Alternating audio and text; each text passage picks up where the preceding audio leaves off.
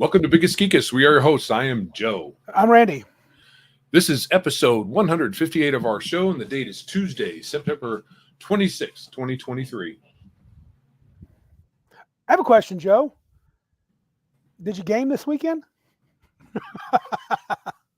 Yes. Yes, a tiny bit. Just a teensy bit. Look at our peoples. We got L, the effervescent, Halcyon, Martenson, Arnman. Who else? Fladey 1. Gonna call them all out because that's what I do. Larry Elliott. That's cool. David Gwill. Mr. Gwill. Darth Thiek, don't forget him. And Tim Scott's on his way home. Very, very cool. So the crowd is here. They want to hear about Big Geek Con, and that's what we're going to do. We're going to tell you about it.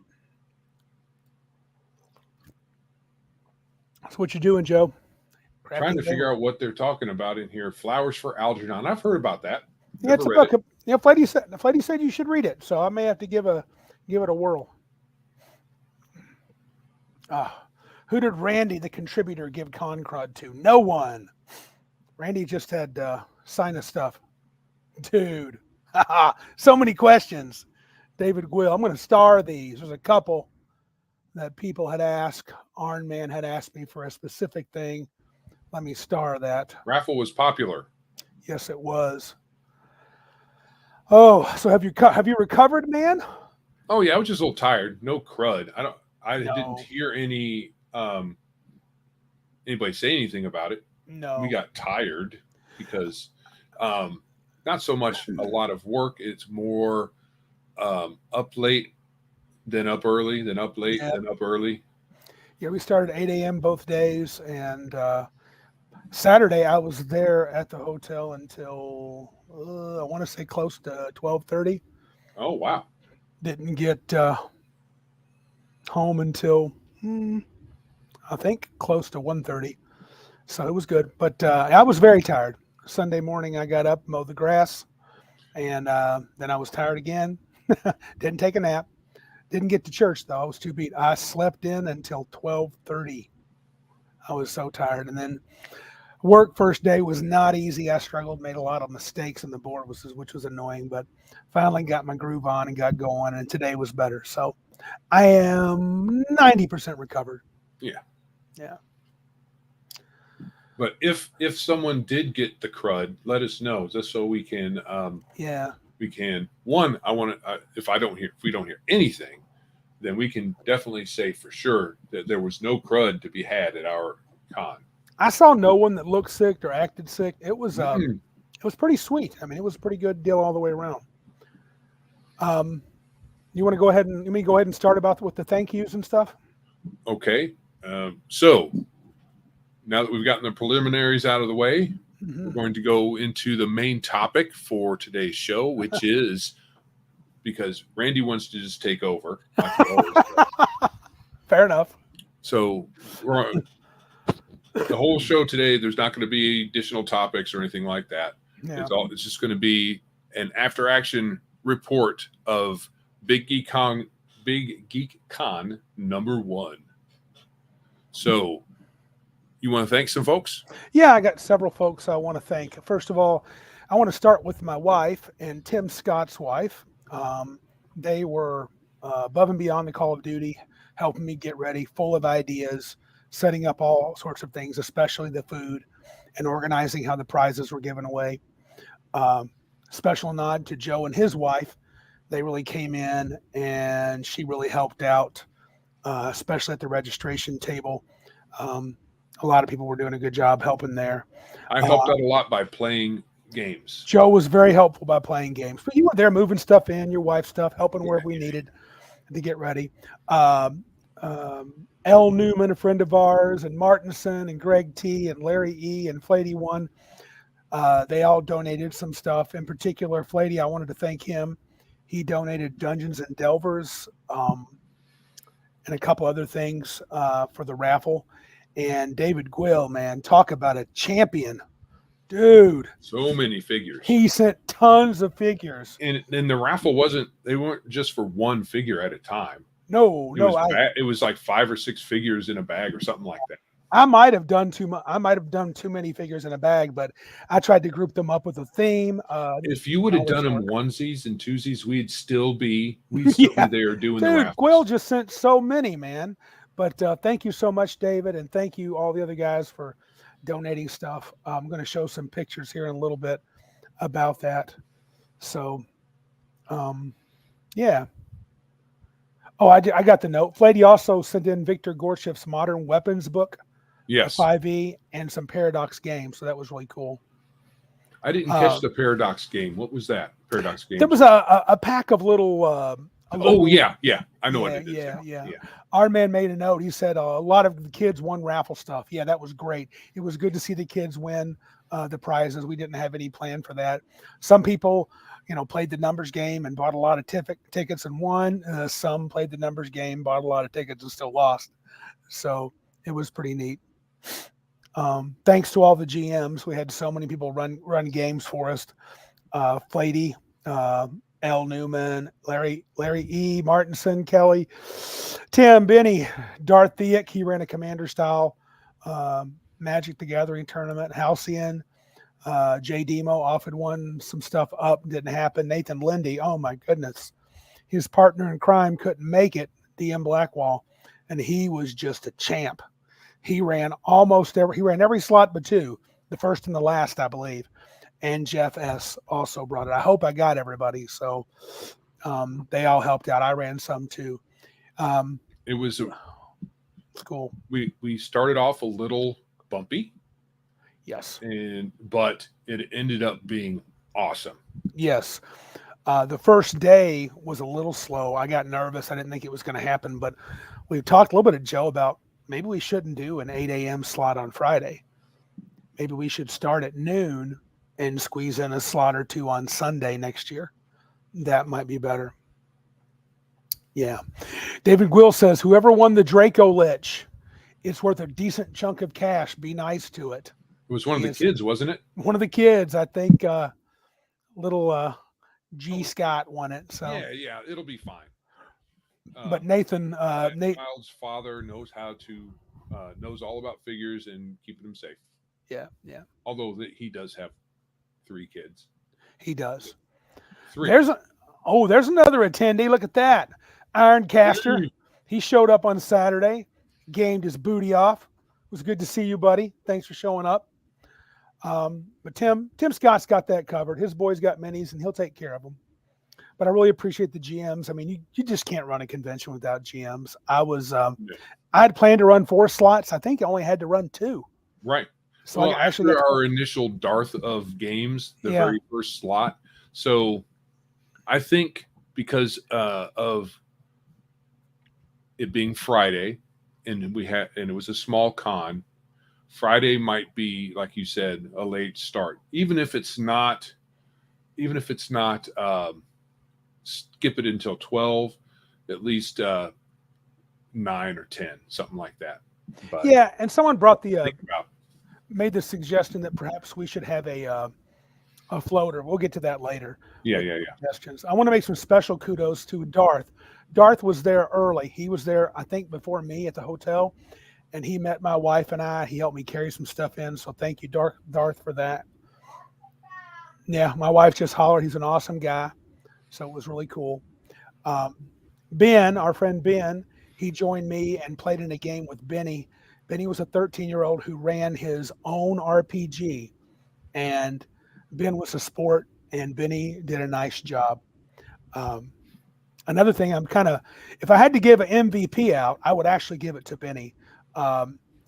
This little dude, not only did he run a game, he played in a lot of games with adults and with kids. At my kids' game, he was a great helper. He was helping the 2 kids that knew very little, showing them where armor class was and what a saving throw was, and really kind of being a co-DM at times. And he won a prize that he gave to his friend.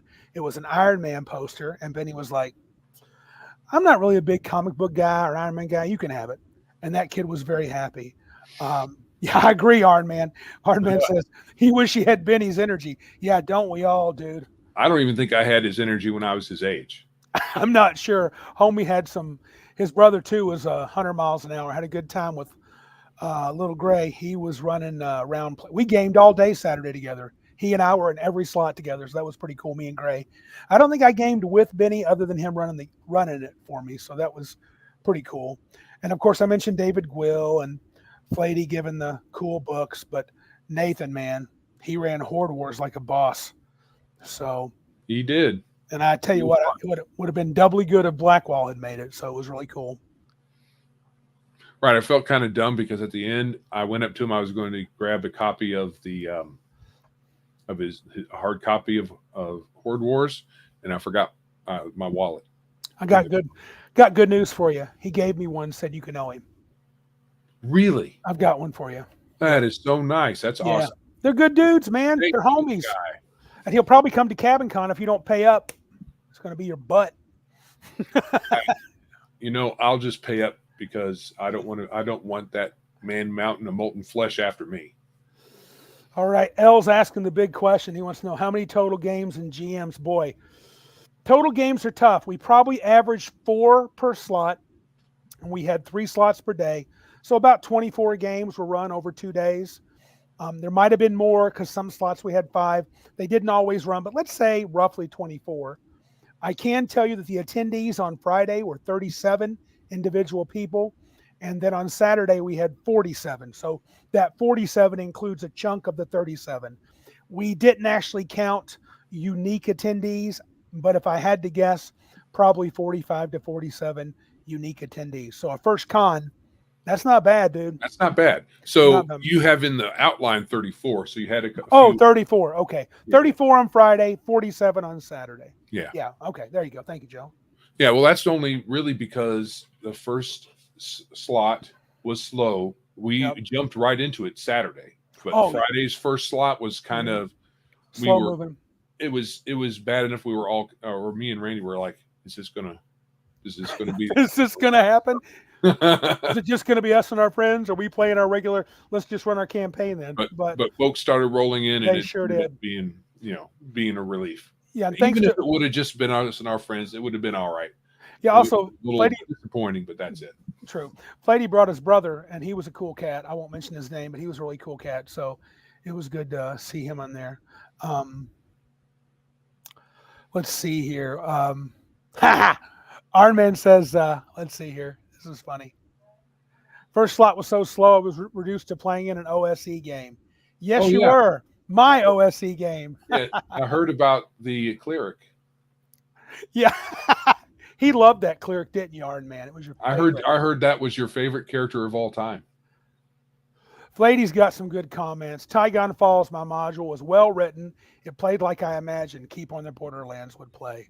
Sweet. It definitely had an old school flair.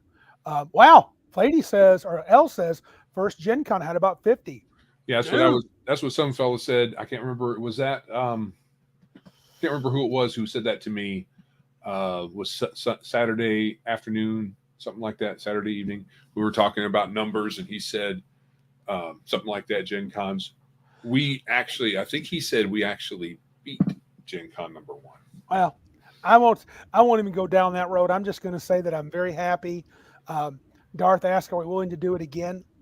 We'll talk about that at the end. I think all signs point to yes. So it was really good. So my overall thoughts were so many people pitched in to make it a good weekend. I was wore out.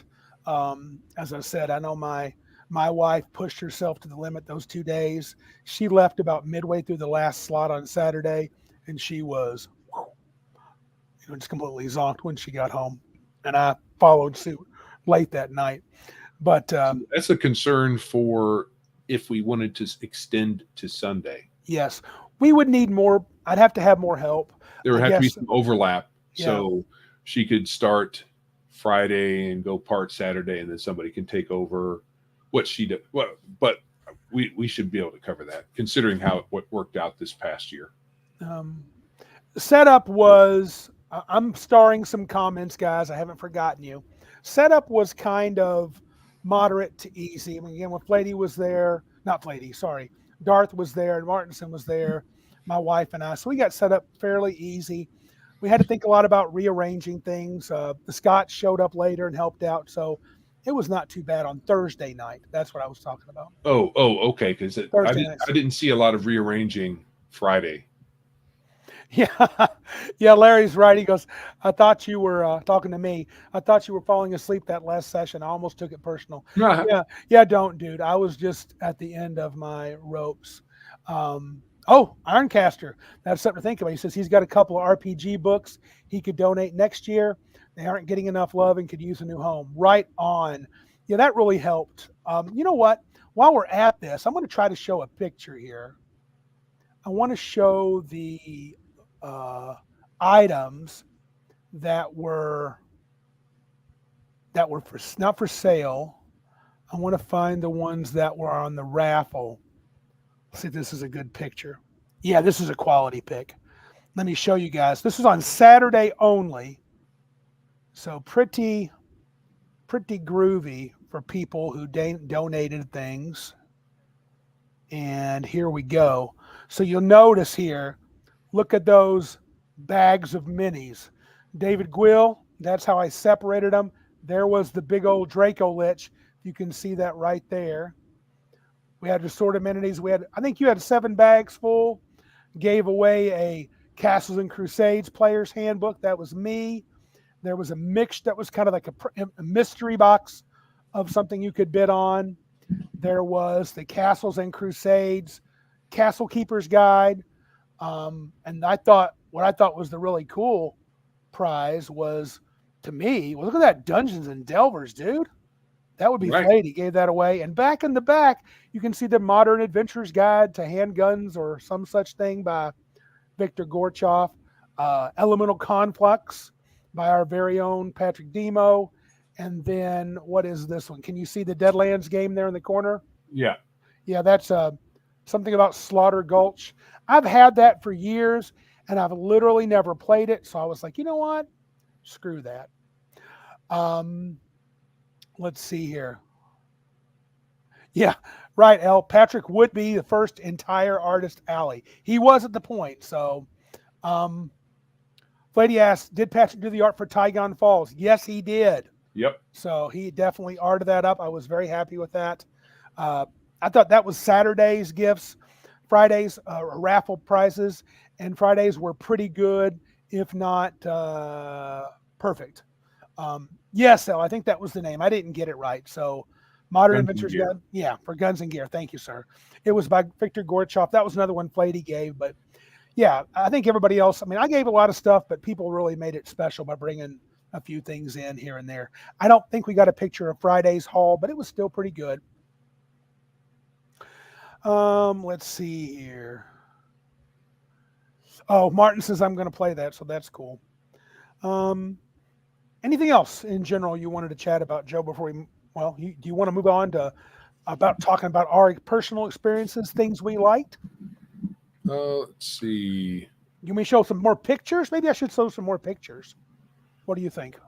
Why don't you show some pictures? Okay, so this is, oh geez, sorry, my computer's being screwy. No, it's an operator error. It's not the computer, it's me. So, this is what the hotel, 4 Points by Sheraton, gave us a little sign there. That was pretty sweet and directed people to the ballroom. The ballroom was split in two. I'm going to show you in a second a look at the ballroom at a big view. And then here's a break time between slots. I think this is a good picture. This is only half of the ballroom. So let me try sharing.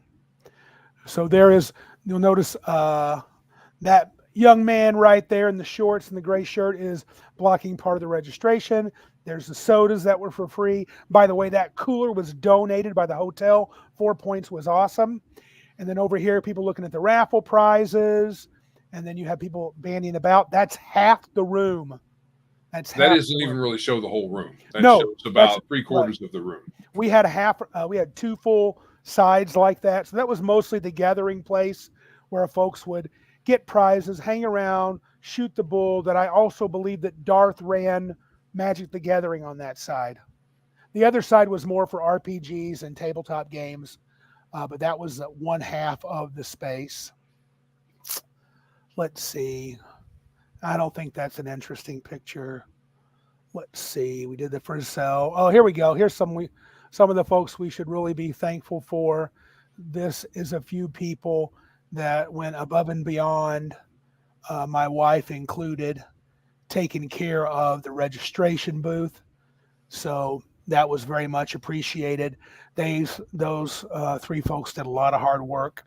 You see the little blonde lady in the picture, that little girl. She decided the last day that you had to stay on the red path or everything else was lava. Was that right. the case? That was what it was. So there was a lot of pressure the last day not to fall into lava when you were going from one game to another, because she had declared that. So now, before you close that, yes, you're going to see on this picture not one, but two of the same figure, the Tiamat figure. They're in the foreground there, and then there's one in the background on top of the Pepsi cooler. I see that Yoda is still on Tiamat here on the registration booth. Then if we go up here, I believe, yes, you can tell. Look who's on Yoda there. Darth Vader. That's a Vader. I didn't notice that Vader was riding. That's a little lightsaber. If you can see my little cursor there, that's hard to see. It's hard to see. Yeah, it was hard to get him on there. He wouldn't stay right. But yeah, I brought my Tiamat figure. Tim Scott brought his. So we were styling for... I tried to get one out of there without anybody seeing, but the wing kept falling off. Perfect. And drawing attention to my thievery. Dang it.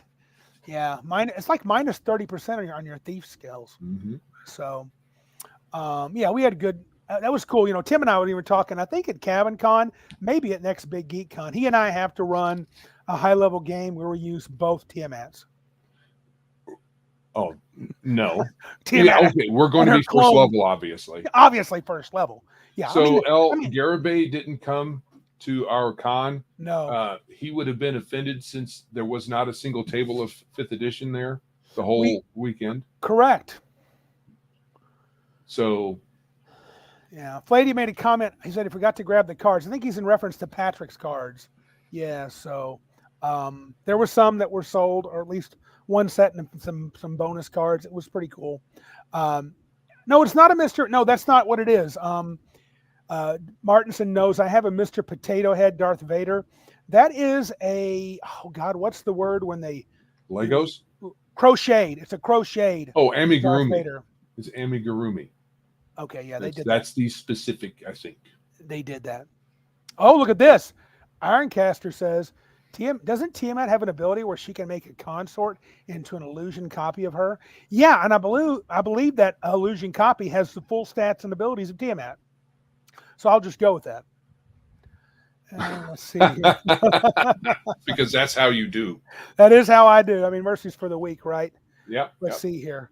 So that's how I show respect. I try to kill your characters with prejudice. Yeah. And then say, you don't need magic items. What? You really don't if I'm going to kill 4 you. 4 decks is just fine.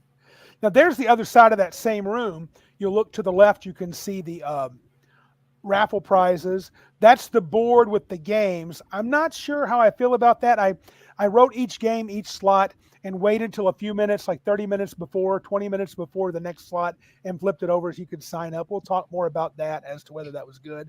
There's some folks hanging out in the open game area. Looks like a young man and the other guy there, and the young lady with blonde hair is playing some board games or starting to get one ready. I was really pleased with the space. How about you, Joe? I just can't say enough about the space. Their manager has already contacted me, and I've sent them pictures, so I think she's going to give us more pub on her site too. Good deal. Yep. I'm trying to think what else here. What else could we show? I had a little complaint about some of the tables being a little less than pristine, but considering they just let us use them for free, then that's fine. L says 8 tables on per side.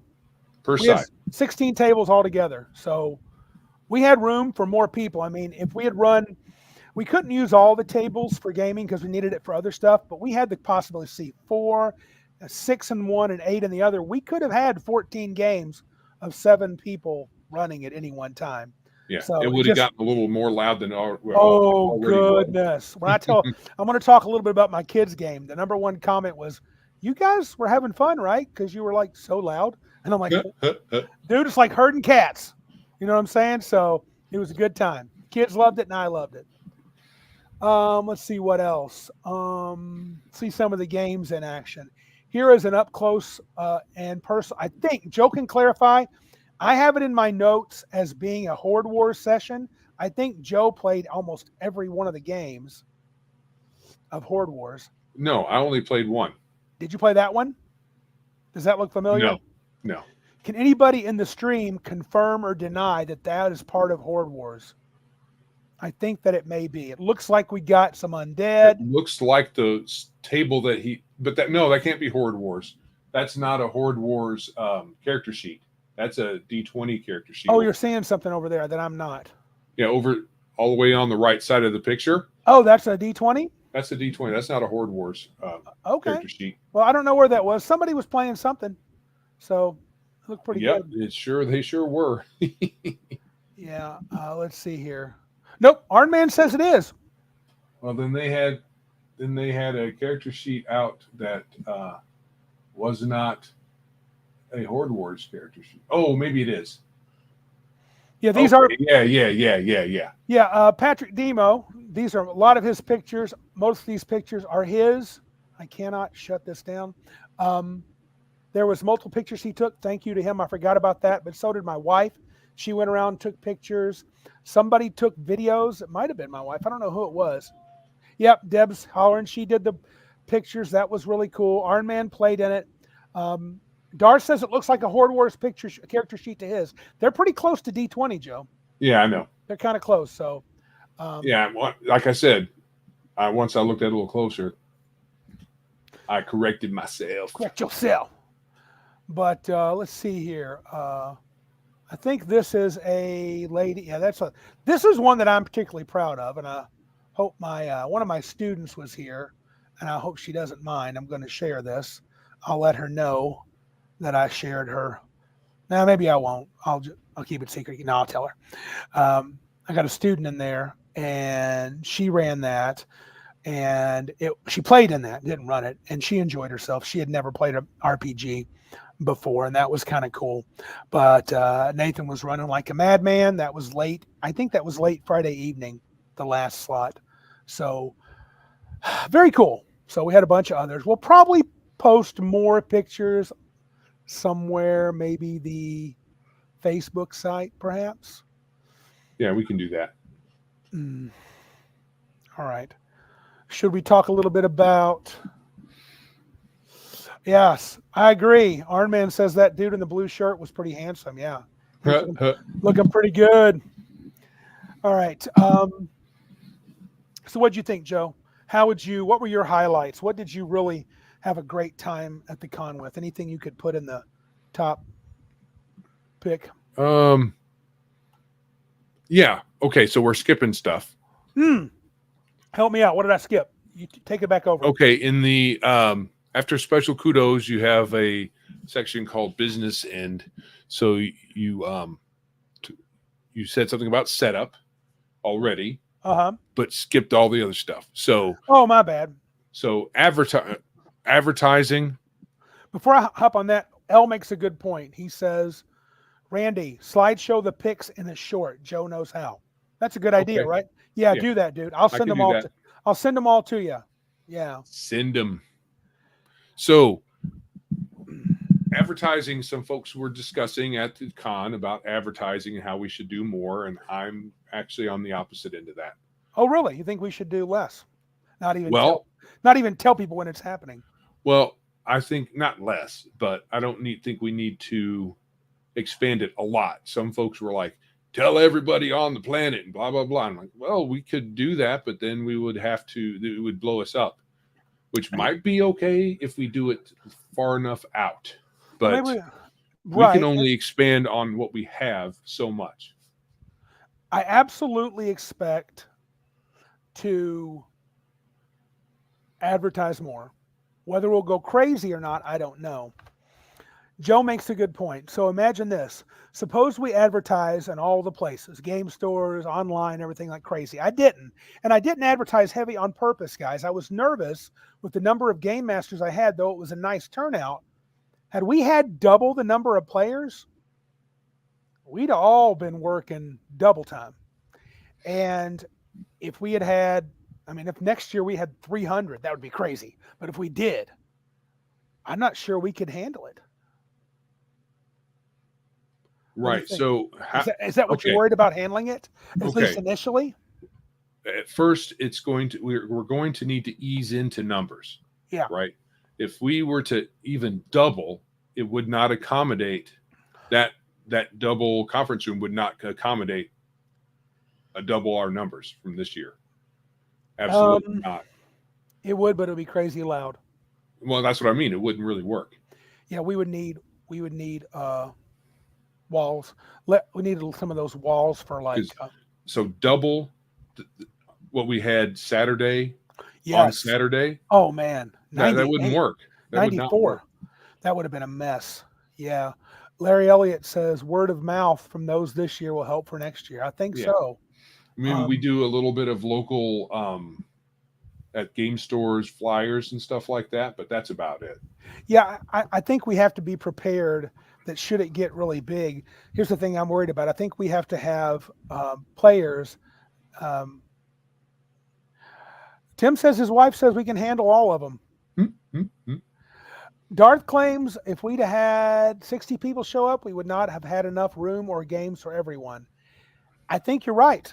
We would have had to, everybody that offered a game would have had to offer a game again. So if you ran 2 games, you'd have to run 4. If you ran 1 game, you'd have to run 2. We'd have to double things.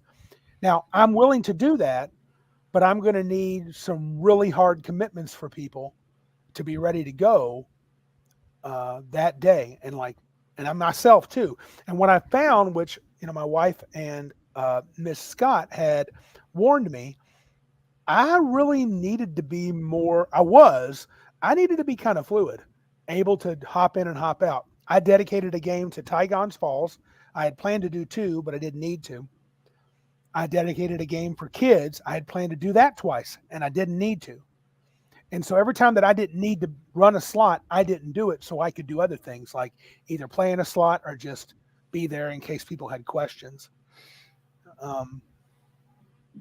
Yeah, I agree. Darth claims that adding just 15 would have added 3 more tables for comfort. And eventually that double ballroom is just not enough. Here's the good news.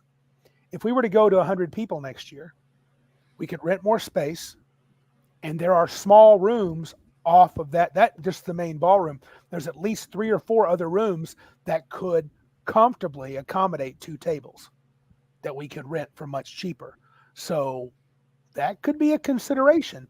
But the key is, if we increase, I have to have more GMs.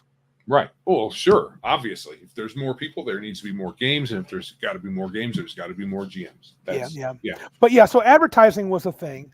I thought at certain points, setting up GMs on the boards, on the dry erase boards, worked out well. Like to thank Mrs. Scott for racing for me every time and rewriting it nicely, because had I written all the slots, no one could have read what was happening. So I just kind of managed and watched people as they signed up, but very quickly people figured it out. They were there at the time. I would, if I had to, how do we do, Joe? If you had to grade us A to F, what's your thoughts on our? I would rather not do A to F. I would rather say success Scale. Or failure, right? Oh, okay. Sure. Okay. Sounds good. And I would say the way I would word it is, after a bumpy start Friday, we were definitely a success. I agree. The bumpy start was there were a couple of people that showed up that I think paid for tickets that ended up bailing because it was slow. Yep. And it looked like they weren't going to be able to get a table right away. Correct. So apart from that, it was a success. I think everything went well. We had, apart from that one time that we had 2, there were 2 guys that showed up. And I believe Patrick could chime in. I believe it was his buddy from work and a friend of his buddy. They showed up, but they didn't stay. I mean, I kind of don't know what to tell people. If a slot is 8 to 12 and you show up at 10. Yeah, because they showed up late. Right. At least, was it 10 o'clock when they showed up?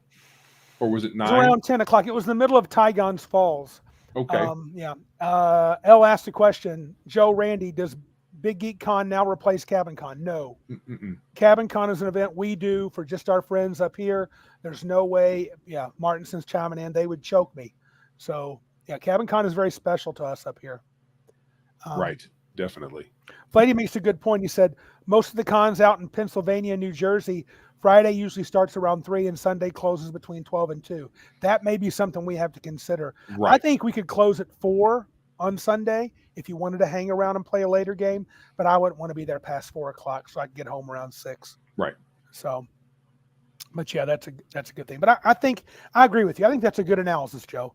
We started out a little shaky, and the next thing you know, I think even into the evening of Friday, it got pretty cool. People were playing and doing their thing, but Saturday was awesome. I mean, yeah, my buddy Geoff, go ahead. There are people who would probably have did Saturday, Sunday instead of Friday, Saturday. Right. And then there are going to be people who want to be there all 3 days, especially if we start at 3 or something. Anything you had thoughts on in the business end besides that? I can tell people we made money. We did make some money, so that was good. Yeah. We did not lose. We did not lose money. We made money. So that in and of itself tells us that we did everything pretty much right. Yeah. Victory. Even I was a little worried that the concessions were a little underpriced, but yes. But they weren't. They were fine. No, and boy, they were tasty. I was satisfied. I was really satisfied. Yes, Patrick says his friends. I'm going to read what he wrote here. Drew and Austin had to meet with an insurance agent as they're moving into a house. He knows he was late. He wanted to show up to support a small and meet me. Very cool. Okay, just as long as so maybe they didn't feel put out, Joe. Okay, that's cool. Then. That that's is fine. Because I had several. We will not consider that a failure then.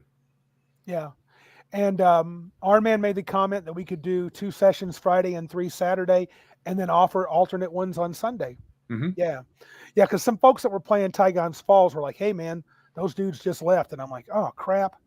But middle of Saturday, we were talking, and Geoff was like, "Randy, you broke 40. I know it," and that's just him looking around. And sure enough, we did. We had 47. So, yeah, I guess overall, I have to say success. I think I would like to have handled some things better, but we'll get to that in a minute. But it's the first time you're running it. You'll figure it out. I'll figure it out. We'll do well. I'm not going to say that we did everything completely correctly. No. Because we got a lot of suggestions. Yes.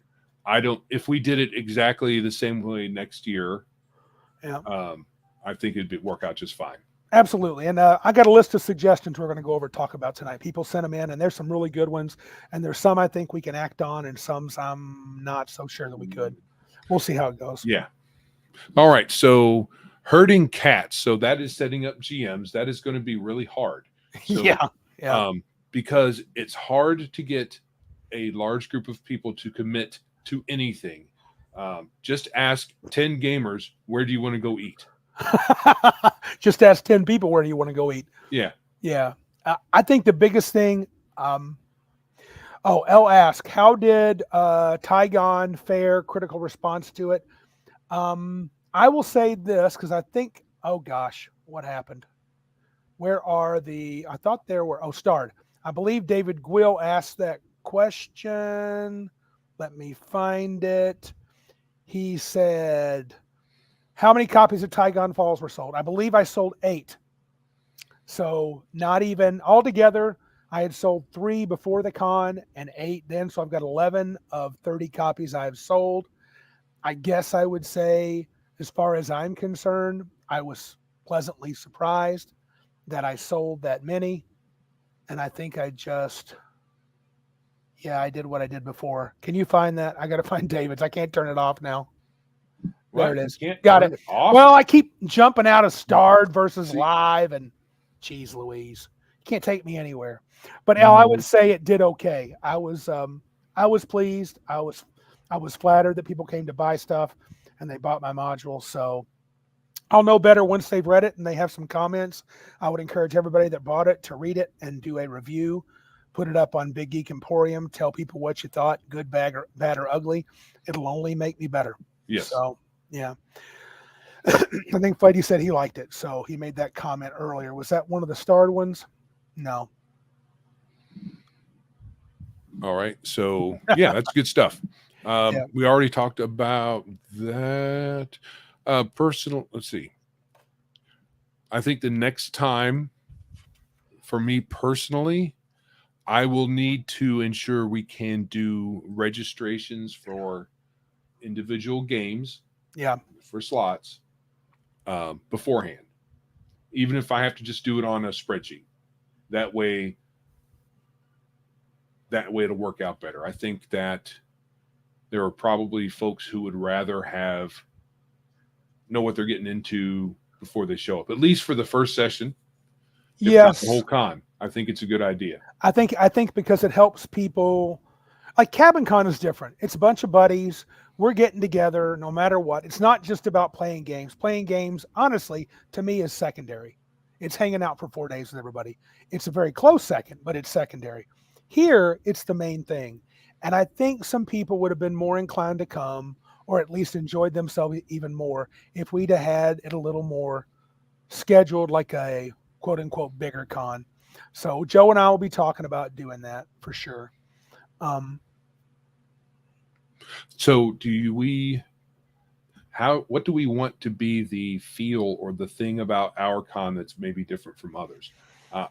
Folks talked about vendors. I'm not really interested. No, I've heard some. Want to have super special guests in the industry to come and tell people how great they are. I don't really care about that either. Yeah, I think it would be nice if we could have a couple of guests, but I don't want them just coming to say, look how cool I am. Like if we invited the Palladium guys, I'd want them to run. I would. Well, sure. And I want them to be there. And the problem is you got to kind of cover their expenses, and that can be a bit of a too much for us. I don't think that's going to be our shtick. I have a feeling that it's going to be probably more about just coming to hang out and play and have kind of an old school gaming time. Not like playing old school games, but just you're here to game. All the other frills and stuff aren't really part of the equation. Yeah, L made a comment. Be warned, as Randy said, if you pre-reg for games, include 2 alternate slots for every 8 players, someone might double book games, and leave open seats. Right. There is a list of issues, and I'll have to think about my experiences at Gen Con and bigger cons where we got to be aware of that. Should we decide to do that electronically or some way to pre-register? I would say we just don't let people do that. We could say once a game is, what he's saying is you could do this. A person could sign up for, you're saying don't let anybody sign up for more than one slots for a particular game. So if you're in the 8A to 12 slot, you can only sign up for one game. Can't sign up for. That's what he's saying. Not taking more 2 slots for a game. Like I could sign up for your game and then sign up for say Fladey's game, and I'm secretly hoping that Fladey's game goes, and if it doesn't, I'll jump into yours, or if yours does and I get Fladey's too, I'll take that one. I can see why people would do that, but then it causes a problem on the back end. If the original game, if too many people do that and the original game goes, then there will be, like he said, there will be open seats. So it's something to think about. Yeah, and Fladey supports more playing, less shopping, small creators pimping their game. Sounds good. Yeah, I don't want vendors really. I want it to be friendly, cozy experience for folks. I don't want it to be frenetic or. No, I'm willing to have quote unquote vendors. There's some people that are friends, like Patrick had a game. I had a game. People that are close to us and want to do that, I'll let them. Like the Horde Wars sold their game, but we're not going to hunt out vendors to show up. Mm-hmm. And they weren't vendors in the sense that they had a booth and they sat there with their thumbs up their butt the whole con. No, he ran games. He had a little table. He had a table space with his product out. but he was running the games. Yeah. Shout out. Tim Scott says his second highlight, his first was his DCC game where he had a TPK. Joe and I were both a part of that. It was fabulous. My second highlight for Tim Scott says is Kelley DMing her first game. His wife ran his first game. And David Gwill says, if anyone had suggestions for changing the layout, content, and such, he can update the PDF. Yes, he was my layout dude for Tygon's Falls. Our man says we need to keep room for the lava game. That's right. The little blonde girl that set that game up that ran most of Saturday evening. We got to make sure lava game can happen. And Darth Thiek backs up the comment. I think it would be good to make vendors run a game if they're going to sell anything. Make it so they're demonstrating. That would be important. I think that would be a good thing to do. Yeah, I think we're going to need to run our show different than not calling the con a show. Running. Yeah, I know it's weird to call it a show. We'll do it differently.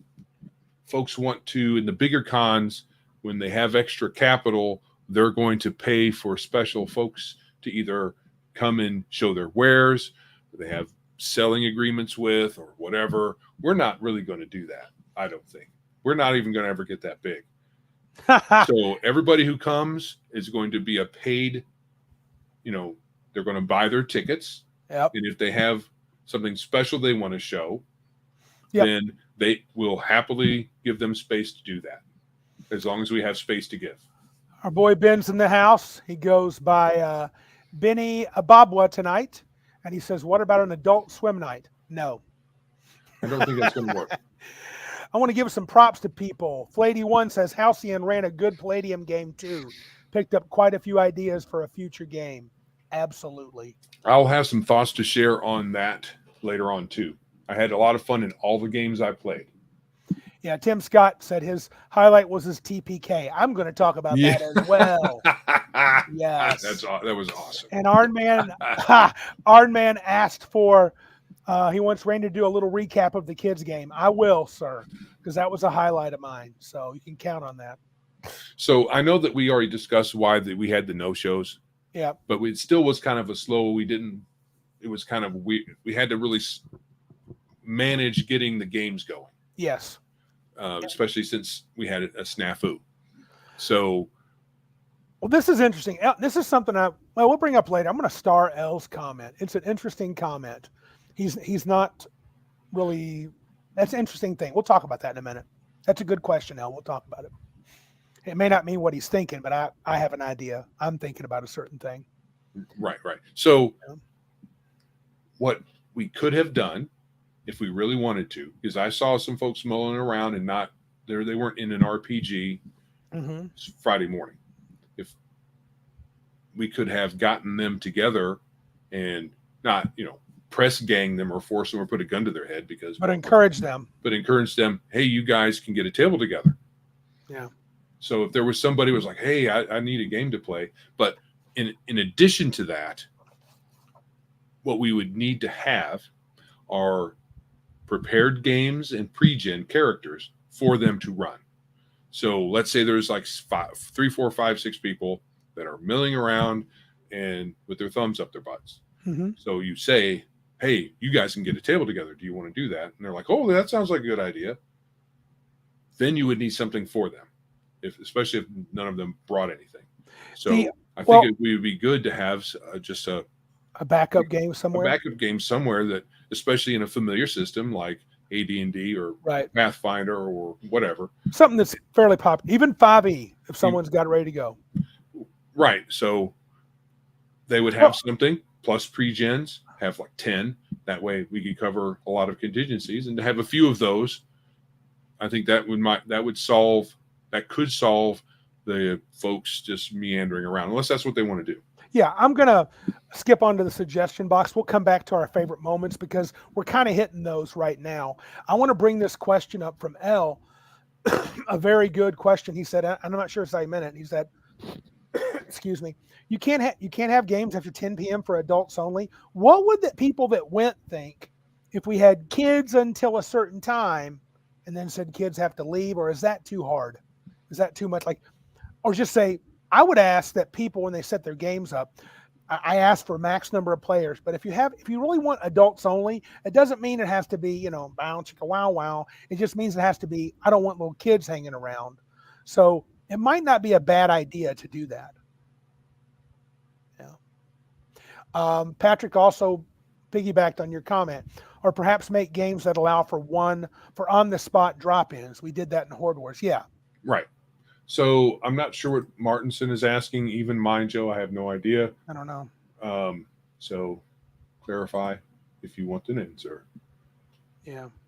So, and Tim says Kelley encouraged a group on Saturday to start their own game since the listed ones didn't interest them. Yeah. There's nothing wrong with grabbing a table, grabbing 5 or 6. I had mentioned this. I don't know if I said it on the podcast, but I've said it to friends. I would say at Big Geek Con, we'd want to encourage, if we have enough space, if you got 5 or 6 friends that want to play a game. I think 2 guys did. I think Martenson's buddies from work came in. They sat and played Winter something, some board, Dead Winter. They just wanted to play it. But we had a whole ton of board games. We had kids doing, I think the coloring books my wife suggested were fabulous. Little kids love that. Halcyon's daughter, Piper, colored the crap out of those. So it'd be kind of cool.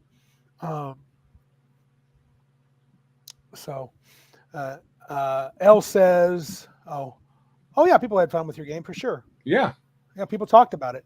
Exactly, Randy. Not X-rated games, but I spent $500 to attend this. Why am I? There shouldn't be any babysitting, but I understand if you're sitting there with a young kid at the table, that can feel like babysitting. You have to have the right personality to play with kids in an RPG or board game event, and you shouldn't force people to do that have come to just play with adults because it's easier and don't have to worry about stuff like that. And we announced at the outset of this endeavor that it was going to be family friendly and kids are allowed. Absolutely. So, and Max said, I'm not interested because of that. And that's fine. And that's fine.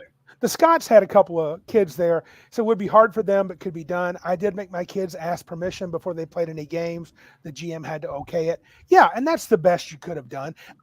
My natural inclination is to keep the kids around, but I like kids. I'm not put off when they're playing. Some people, I get it. I'm not knocking anybody that is. I could see where there were some situations where there was a particularly rambunctious kid. Yeah. For half the time. But we had that experience, Joe and I, and but I enjoyed it. I enjoyed the crap out of it. So other comments. Did anybody complain? No, nobody did, but I mean it could have been just a comment here or there in terms of like, or they could have been them thinking that was, I don't think anybody was annoyed, Right. Yeah. In the suggestion box, which I want to kind of jump to, and we'll come back to our favorite moments. They talked about sound buffering. Joe already talked about that. My kids' game got pretty wild. Mm-hmm. Someone suggested a credit card payment option, like one of those little squares. I don't know how much that cost. Every transaction would cost us. I think we need to really stress next time, cash, cash, cash. So you have to bring cash. Unless we can figure out a way to do it and guarantee we're not going to lose a lot of money. Here's how I can see it working out. As they get there, they want to use a credit card, they can go, next time they can just go on tabletop events and buy a ticket on tabletop events. And as long as we see the transaction goes through, then we're good. Patrick's given us a little heads up. He said, talk to him about Square. I will make a note on that. I imagine that's what Patrick uses at Gen Con. And I've seen those little devices. They look little thing you plug into a phone. Look pretty slick and look pretty easy. And if we could do it, I won't say no to it. Fladey says he has a suggestion for the hotel is for them to have the coffee service all day and keep it full. It's the only criticism, right? They didn't have coffee service all day? No. I don't drink coffee, so I didn't know. I don't either, but my wife, after about 4 or 5, right, Fladey? I think it was over. I think that's true for an event like that. They should have coffee nonstop. I had some issues with the room. Now, look, the hotel treated us well. Mm-hmm. Me and my wife, we got upgraded to a suite. I was too tired. I would have invited 5 or 6 friends to come over while Deb slept, and we'd have been in that other room. We could have gamed late into the night, but I couldn't handle it, dude. I was so tired.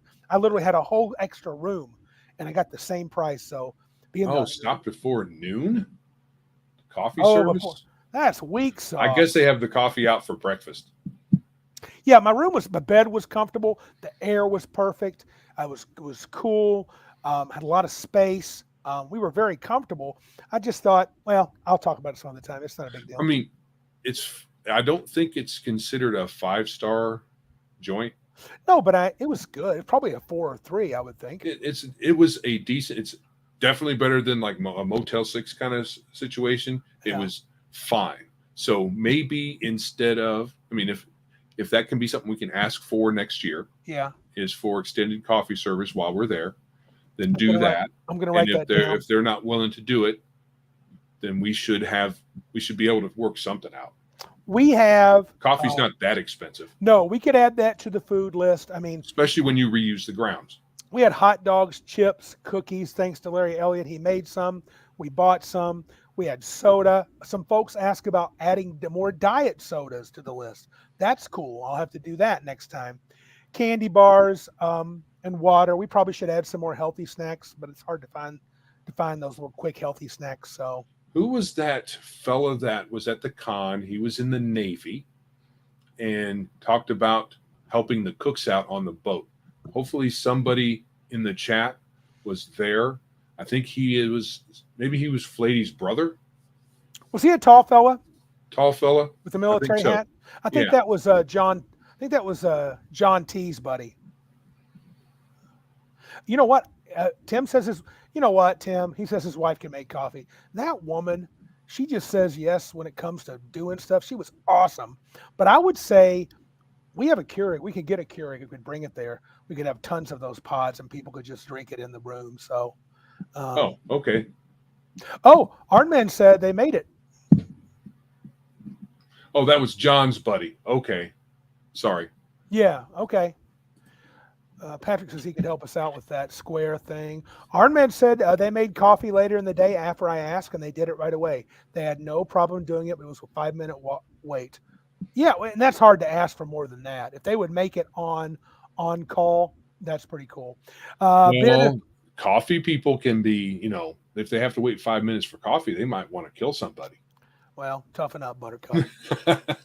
But it would be cool to get an estimate from someone who knows if we needed to provide that ourselves, even if we could get a giant, industrial grade coffee machine, how much would we need to think about having on hand? Right. That would be a thing. Ben says, he piped in, when he was talking about Adult Swim, he had fun hanging out with the kids on Saturday. Yes, he and I were in a kids game. I'll talk about that during the day, sincerely. But that night I was drained. There was some high energy at the table that drained me more. Yeah, so he could have used a cool down period in the evening. Right. And my knee-jerk reaction is, that's odd. But not everybody can deal with the high energy that kids put out, and it affects them. It doesn't bother me at all. I think it's cool. I think kids are awesome. They're sweet. It's like they're like dogs. Especially, and you train them as such. When I see dogs, it makes me feel better. Mm-hmm. Right? It makes me happy. So when kids run around and they're cute and they're innocent and sweet, you're like, oh, that's so cool. But what's best about them is when they go home with their parents. Yeah, they're fun to hang out with them. Well, I get them amped up.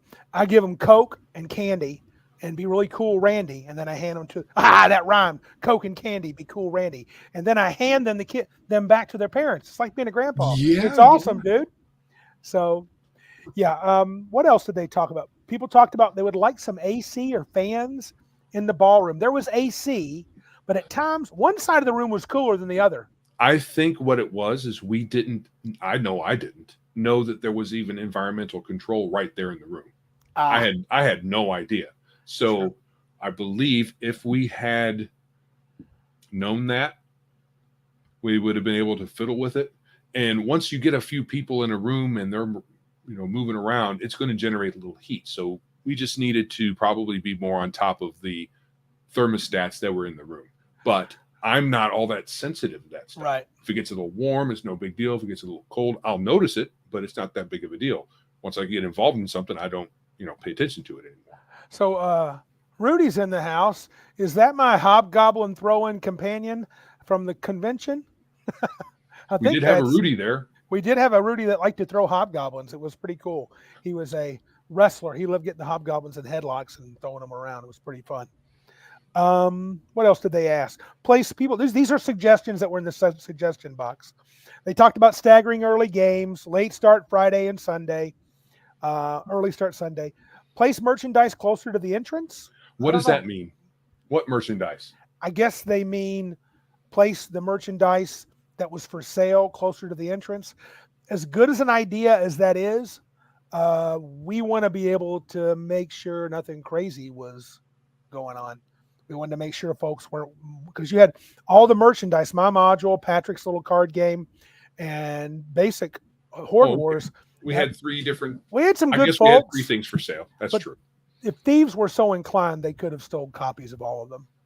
Yeah, and nobody would have caught them. And nobody there was like that. Everybody was up and up, and they were excited to pay for it and help some beginning creators out.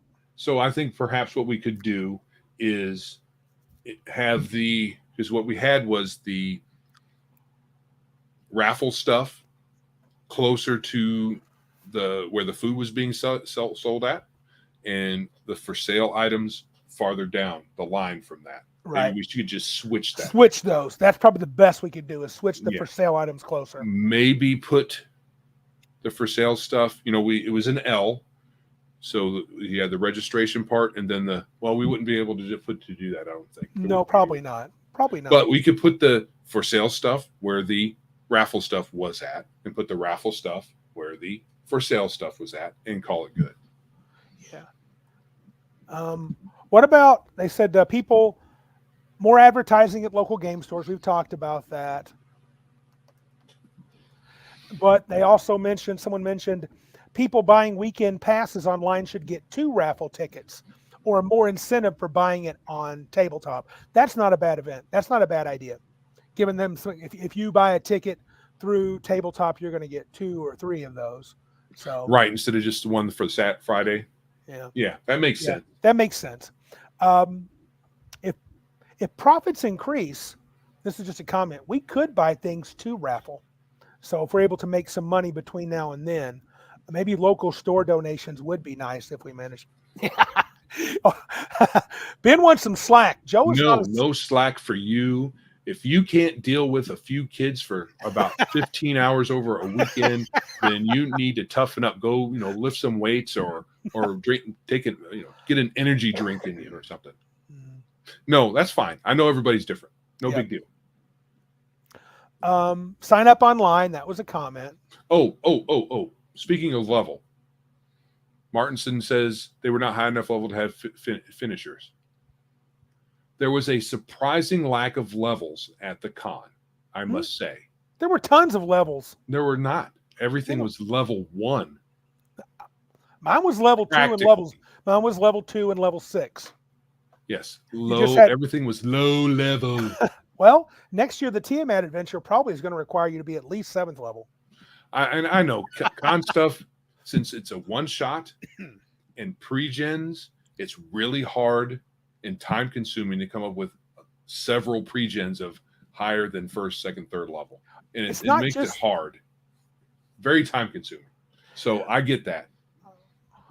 David Gwill says he has plenty of stuff to raffle. Man, you have been a godsend. Plenty of stuff to raffle that we're never going to use. Dude, I will use and abuse your generosity if you let me.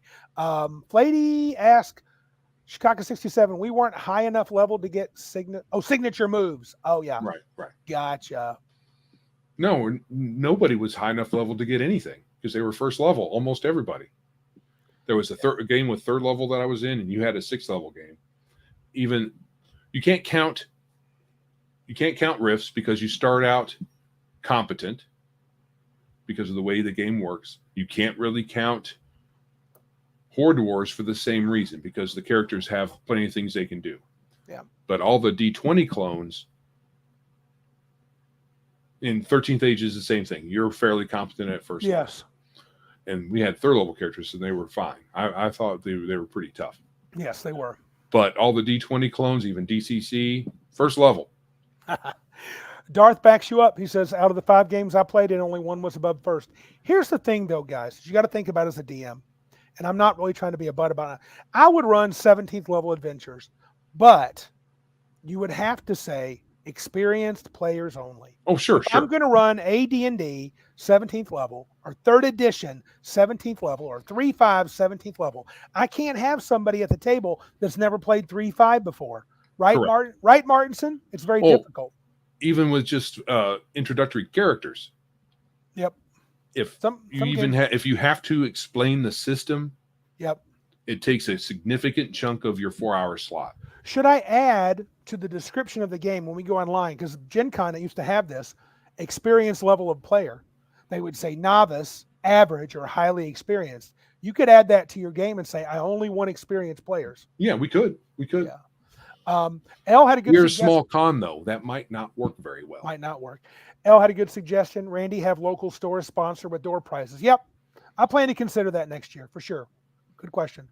It would all depend on what they would want for that kind of thing. I mean, you might get the store not really wanting anything, but you might have them say we need a sign up or something for them.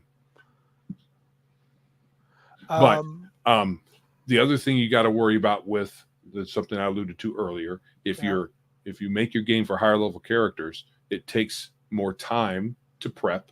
It takes more time to make your pre-gens. The only way to really cut some of that out is to have a recurring game. Yes, and that's a possibility too. I think Fladey mentioned that. How about have your characters level up? Arnman said, what did he mention here? He said that we asked Nathan to run a tier 2 Horde Wars next time if the book is ready. Yeah. David Gwill says, I hear you. If I ever make it up there, I'll run a 0 level adventure. Great. It won't be first level. That's my dude. Right on. You know it. Get him, David. I'll do a -1 level characters. It's before you were born. So my wife keeps referring to this, and I still haven't heard it. Mm-hmm. Bennie says, try that at a small con. Yeah. Sweet. You need to listen to it. Miss Kelley made, Tim's wife made a sticker for me with a dragon and a MAGA hat, and it said, try that at a small con.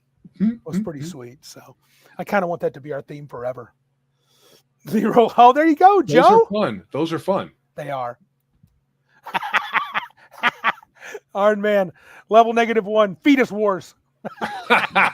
Fetus Wars. Here's the setup. So you're all siblings, pre-born, you're still in the womb. There's 6 of you. Right? You're all twins. Mm-hmm. But only one can make it out. only one can make it out. So there's an episode, I believe it's of Family Guy. Is it Family Guy?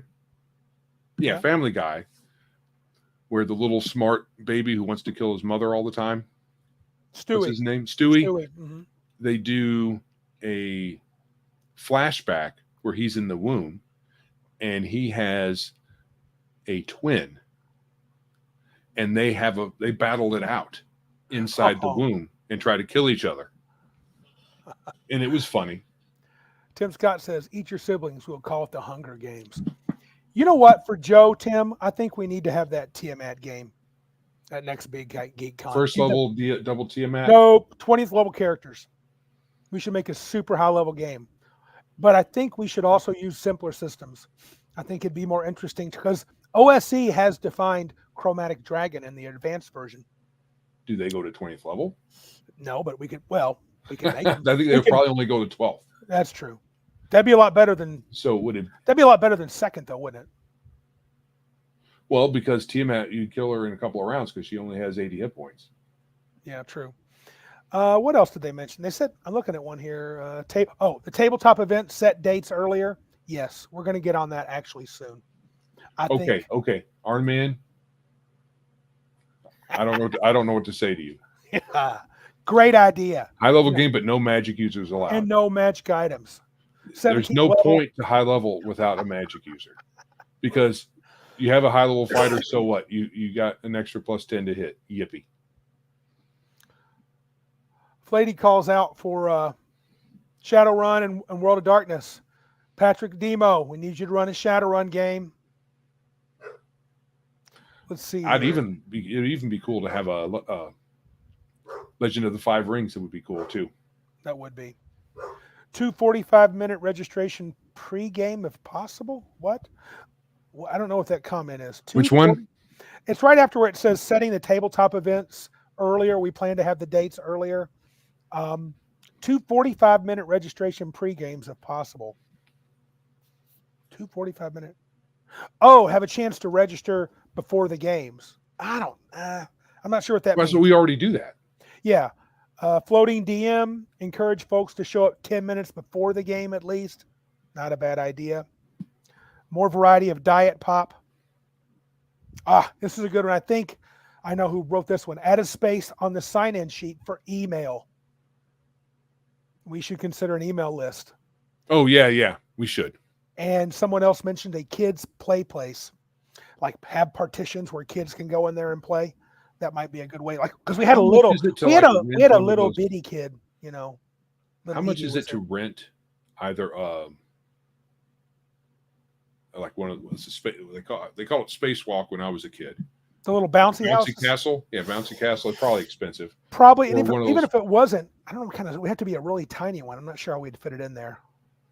It'd take a lot of just space. Get a giant balloon and stuff all the kids in it. There you go. Yeah, a bouncy house would be boss. More variety of diet pop. Diet pop is a trap. But if that's what you like, that's what you like. We could end up with a more variety of pop in general. The wife hollered if we did a bouncy house, someone would have to man it. You would have to watch the little Nimrods because I know when I was in Nimrod, would have to woman it because us men will be playing games. Right on. Someone would have to woman it. I'm saying that out loud for my wife. Some woman will have to watch it. She's gonna come punch me in the head. Fladey says lots of diabetics in the house. True. So yeah, I know Joe has his. And L says not everyone wants their email public. Hey, don't write it in. Don't write it in. If you don't mind, put it in. If you do mind, don't. We might be able to have something set up so that you can have it there. You know, everybody has an email address that bought a ticket online. Yes, so that's true. There's that. You do it, but I mean, he may. If you don't want to give it, don't give it. Yeah. Kelley says yes. Gosh, she's willing. Yes to the bouncy house. So Kelly's going to man that. Kelley also says that men would be in the bouncy house. How are you going to get me in there? I'm just going to ask you that. I don't think you'd fit, dude. No, I'd probably break it too. Mm-hmm. Step in there, all the air would just puff right out. Your svelte 160-pound butt would wake it. 160. I haven't weighed 160 since I was in 10th grade. Right on, brother. I don't even know what that is. I think it's my leg. Let's see here. Yeah, I think that's all the suggestions that were in the box. My wife and I sat and wrote them all out, and we got them. So people, thank you for the suggestions, and we'll take them under consideration. Right. So I think there was one of the suggestions up here was soundproofing. Yeah, soundproofing, sound buffering. So sound buffering. Okay. So considering the size of the rooms and the size of the sound buffering equipment, how big it would need to be, that might end up being an endeavor that would be more expensive than we can pull off, unless somebody has a cheap alternative. I know that the cardboard egg cartons, a lot of people use those to set up sound booths in their house. So we still need to be able to put them together on something. So I don't even know if you can just like string them all together and then put them up with minimal framing and that would work. Right. It's something that I could probably look up. Well, remember I brought to Cabin Con this year a buffer for the kitchen room. Is that where I put we had the divider wall? Yeah. That worked, I think, okay. Yeah, but how much did that cost? And how big of a space did it go for? $80. It was 6 feet long. It was not great. No, 9 feet long, 6 feet tall. Not great. So, yeah, true. That'll have to be have to figure that out. A couple of comments. Let's see. Rudy said have a painting contest for the kids, a mini painting. That could be fun. I'd like to have Patrick man that one. And L says speed painting minis, $20, 15 minutes. Keep your mini. Best mini wins a prize. Ooh, that's a Gen Con thing I've seen before. Welcome, Legion of Myth. How you doing, bud? Hey, we're talking about kids. That's right up your alley. Yeah, you love them kids. Or All right. Why don't we talk about soundproofing? Hey, he may know something about this. He sets up conference rooms. Yeah. Any inexpensive sound buffering alternatives for partitioning conference rooms for gaming that you can think of off the top of your head. 10 seconds, go. All right, so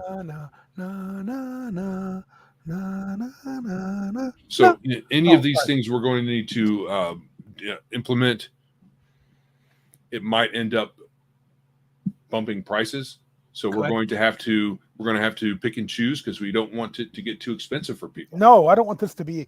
This can't be. I mean, I remember when I first went to Gen Con years ago. I felt like it was $30 a day, and you could get it for $70 for the whole weekend.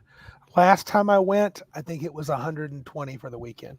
So, yeah. So we have it pretty cheap. So we don't want it to be cut rate. We want everybody to have a good experience. Armin makes a good point. Please don't block the side of the tables, though. I would not care to see it become Cubicle Con. I don't see any other way to do it. I know that there's such a thing as directional speakers. Yes. And you might be able to set up, they would be expensive. Set up a speaker to put white noise in one direction, and you might be able to do that to block sound going in between or reduce it or something. But I'm really not certain that it's cost effective, and it would look ugly. Like Iron Man is saying, if we put up a bunch of blocks, it's going to be a cubicle like people do in there every day. And do we want to do that? Yeah, probably not. Patty's Parlor is welcome, buddy. He says we should do a Big Geek Awards. I agree. Oh, dude, I haven't been looking at. Patty's been commenting like crazy on Rumble. I'm sorry, Patty. Dude, I have been so lame. Rejoice is commenting on Twitch. Sorry, guys. I have been such a douche nozzle, not paying attention. So yes, Legion is talking about, we've already talked about the cardboard egg cartons. We could potentially do that. Would we need it to block them off completely? Or do we think, I think that there's a way to put up a number of them on panels in between the tables that it would absorb some of the sound. So it's something to think about. We can maybe try it on a trial basis next time around. Oh, he's wanting us to do a real award system. It'd be cool to have a prestigious award system for game creators that isn't decided by DEI stats. Oh, Geekus could start that. Or revise or reinvigorate that or reinvent it. Because what's the awards? Sure the Ennies are totally busted now. They're left-leaning gobbledygook. And what was that stupid? Not Indiana Jones, but Diana Jones Award. Yeah. And that is the whole point there, Mr. Max from Legion of Myth. One of the suggestions was to have some sound dampening of some kind. However, someone else suggested we don't want to look like Cubeville. And I agree with both. And I'm not sure how we can achieve both at the same time. And it's not just loud kids, Elle. It's just loud in general. Yeah. How would we set up an award thing and get our name out there? We got to start thinking about that. I think Patty has hit on something. I would love to give awards to games where it's not just based on diversity, inclusion, and equity. I prefer DIE rather than DEI. So Cal has a solution for loud kids. Dude, didn't even think of that. That's perfect. Sacrifice them. Moloch approves. Right. How else are you going to summon Moloch? Yeah. Dang. Hey, let's talk about our favorites then, dude. Come on now. I want to know what you liked. What were you loving? Okay. My favorite thing was meeting the folks from the live stream out there. You guys rock. That was awesome. It was so cool to meet Fladey, his brother Rudy, Darth, Ironman, Ironcaster. I think that was everybody that came from that shows up on the show periodically. A few of those guys are there all the time.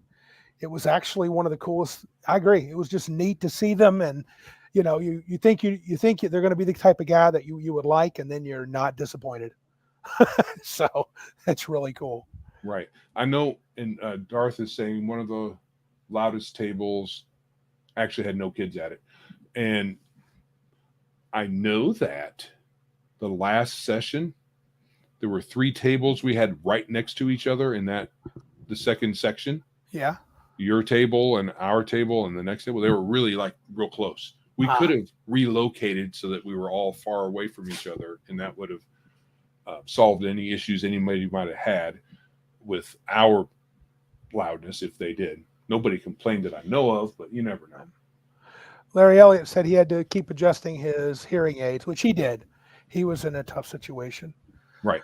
So what else would you, game-wise, what were some big games that you can, off the top of your head, say, man, I really love this game?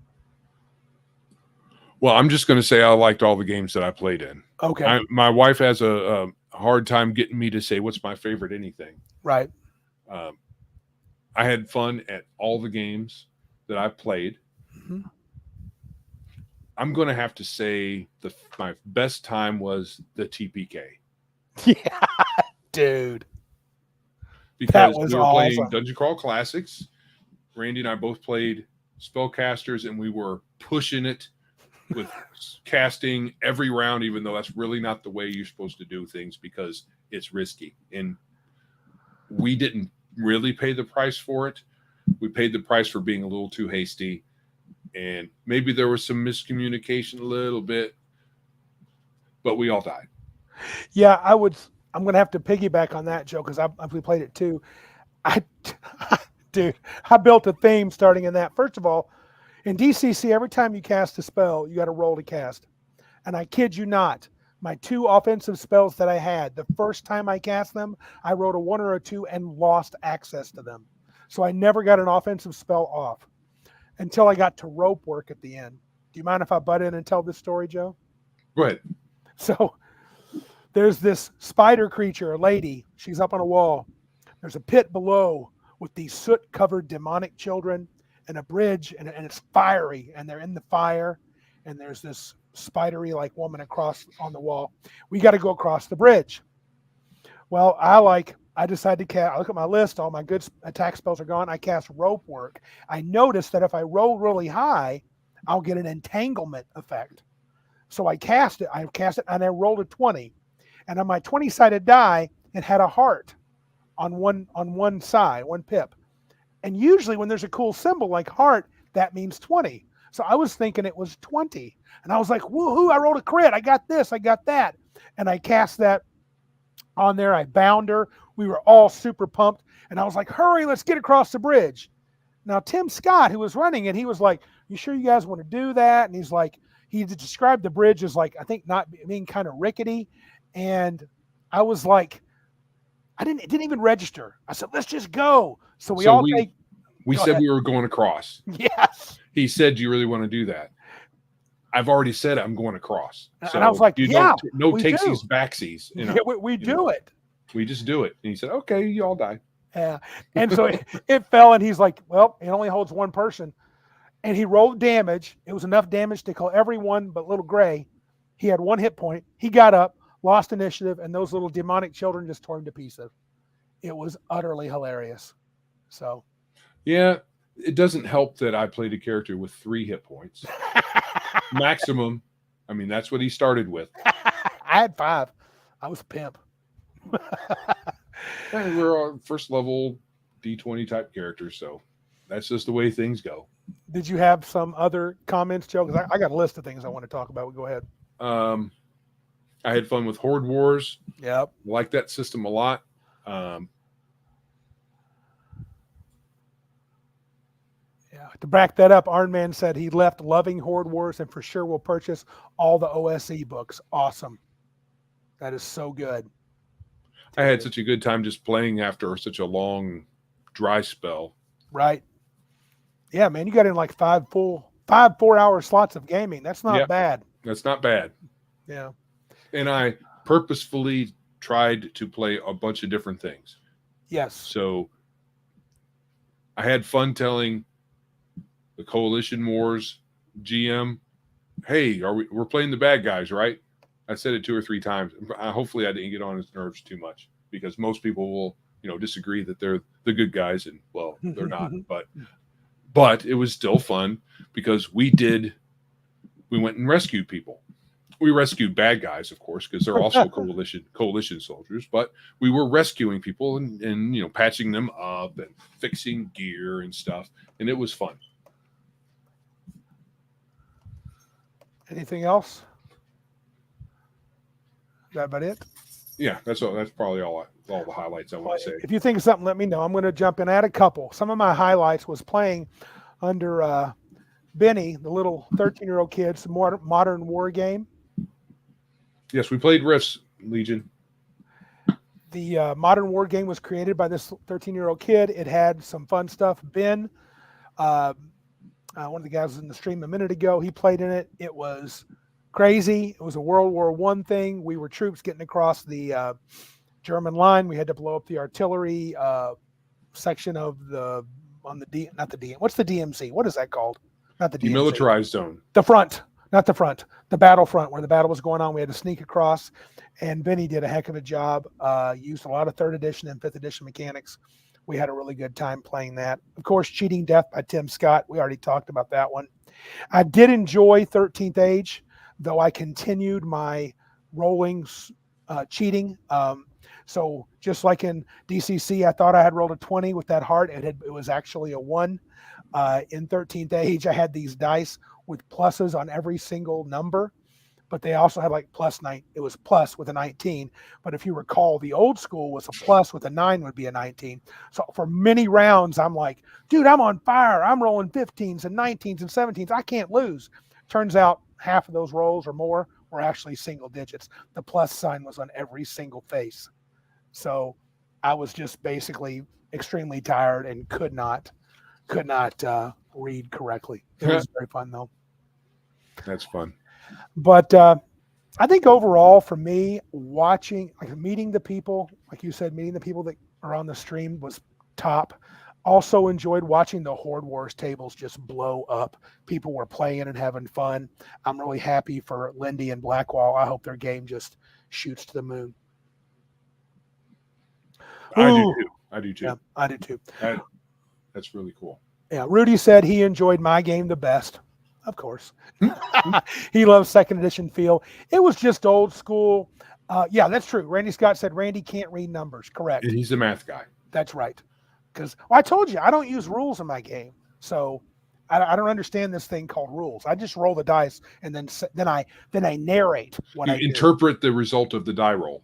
Sometimes I do a dance. Even with what appears on the side facing up, you can interpret that. Correct. And sometimes I do interpretive dance, and so you can't really tell. And I say, just assume that I was successful. And you did an interpretive dance. You're still here alive. I mean, that's kind of a death sentence. Fladey asked, that was OSC for Tygon's Falls. Yes, mostly. Randy did some modifications at the con. In the module, it's OSE almost 100%. Patty asked, would you say, I'll go ahead, read it, Joe. Yeah, so would you say Horde Wars won the BGC Best in Show this year? I would say yes. I agree. I think it was the best game at the show. It was new. We even had somebody that was on the fence early on in the con. Yeah. And then by the end of the con, he's like, okay, I get it now. And he bought the book. Cool. Good deal. So that means the Horde Wars guys could just flip somebody who was kind of not necessarily predisposed to like their game. We like the guys. Right. And we like all kinds of games. So we may not be the best critics out there. We just know what we like, which, I guess that's all you really need to have. But I would say we had a lot of people play the games. I don't think he had a session that nobody showed up for.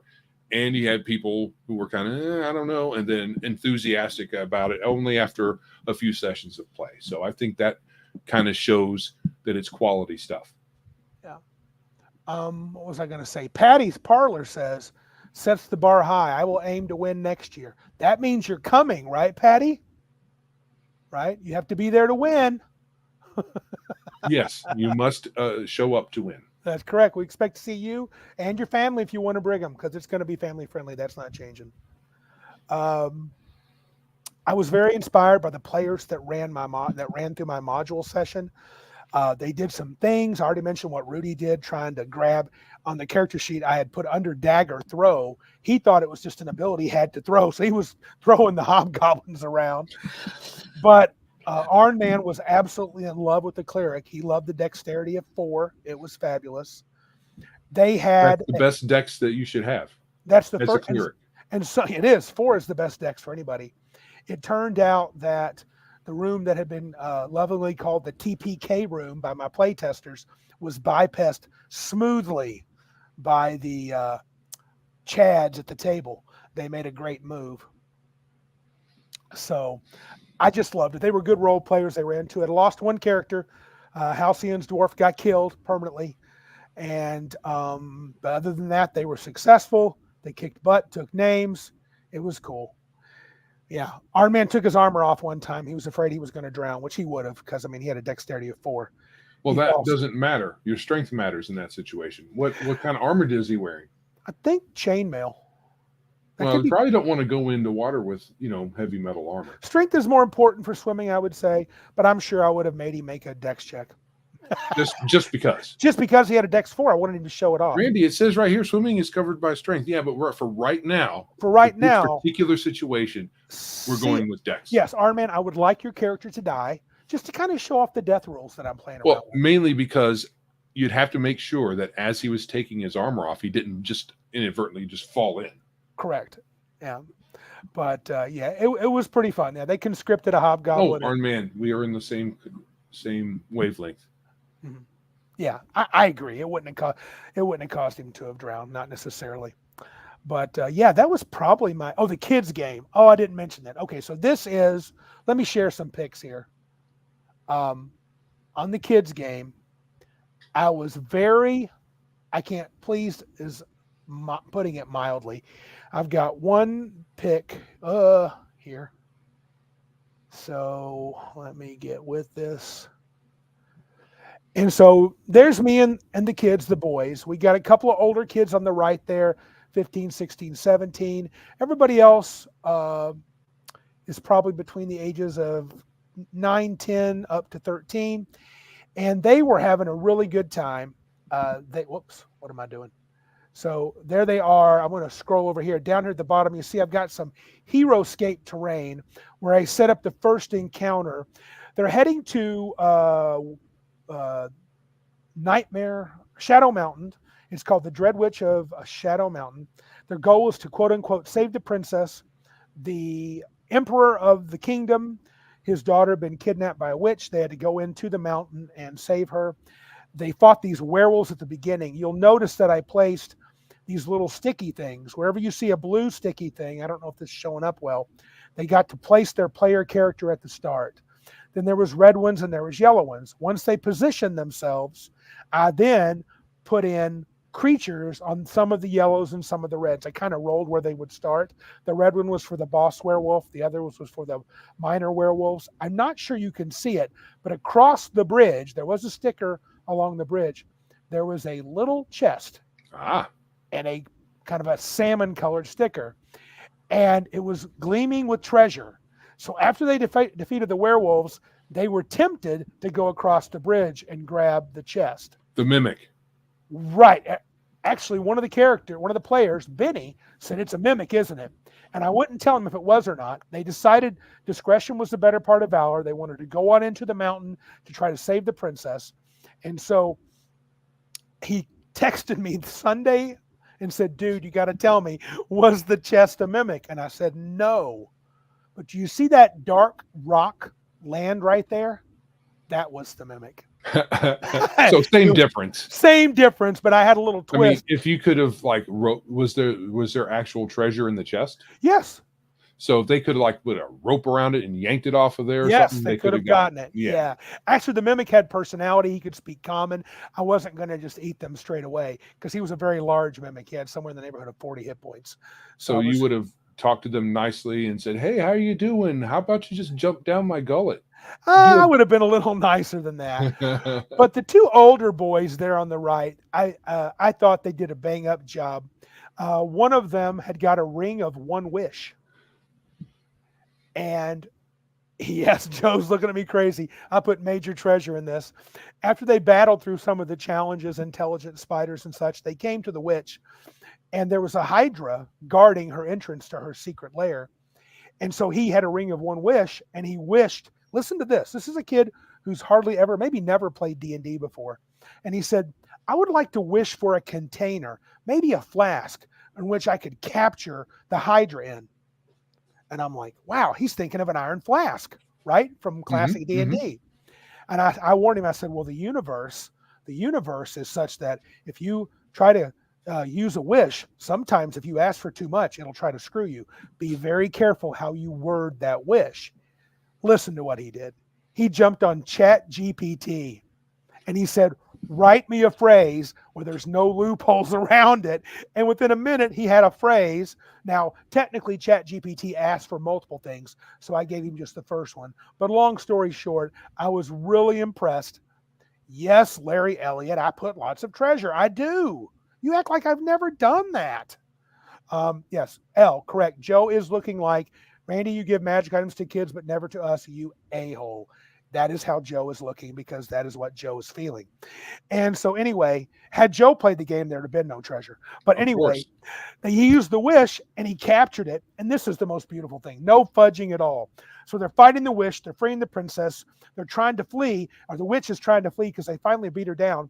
Well, the player of the flask holding Hydra waited in the big room and he was waiting to see the witch. She comes flying out on her broom. He calls out the Hydra.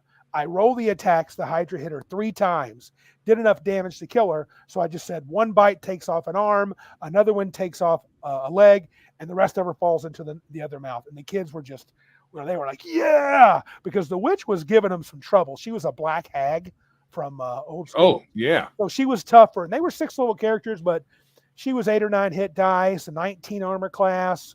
So pretty tough for them to hit, and she could deal some damage. So they had a good time. I tell you what, the kids were, I know one of the kids had never played D&D before. He was moving a little slow, but he finally, when he was able to really fire his bow and save the princess, he got right into it. So as you can see, that one young man is raising his arms. They were excited. Little dude there standing up, getting ready to roll. Some people said they were pretty loud, but you know what? And nobody really complained. They were just saying that was a loud table, and they were having fun. So I would call that a big success. Yes, definitely. Oh, Martenson says, what is that? During his X-Crawl, were you in that game on Friday? Oh, yeah. Had a moment from the gamers. They tried to open a gate. The strong guys all failed. The mage slid it open. Right on. Fladey. Yeah, that was fun. Yeah. Fladey says, what did he say here? Randy gives kids treasures and high-level characters. Damn, I'm sensing bias. Wow, your sensors are really, really precise. He's describing what's the word I'm looking for?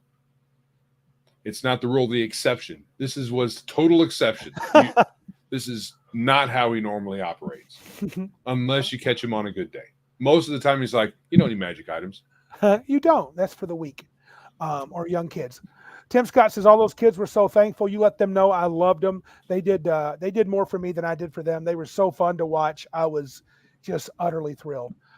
L asked, what was the red thing with all the dice? I'm going to have to look at it again. Red thing? Oh, I think it's this. Hold on, L. Let me put that back up and you can tell me if this is what you're talking about. Are you talking about this tray? This red thing here? That's a dice tray. It's a Deadlands. It's a Deadlands dice tray. If that's what you're talking about. I don't see any other red thing with dice. He's got to be talking about that.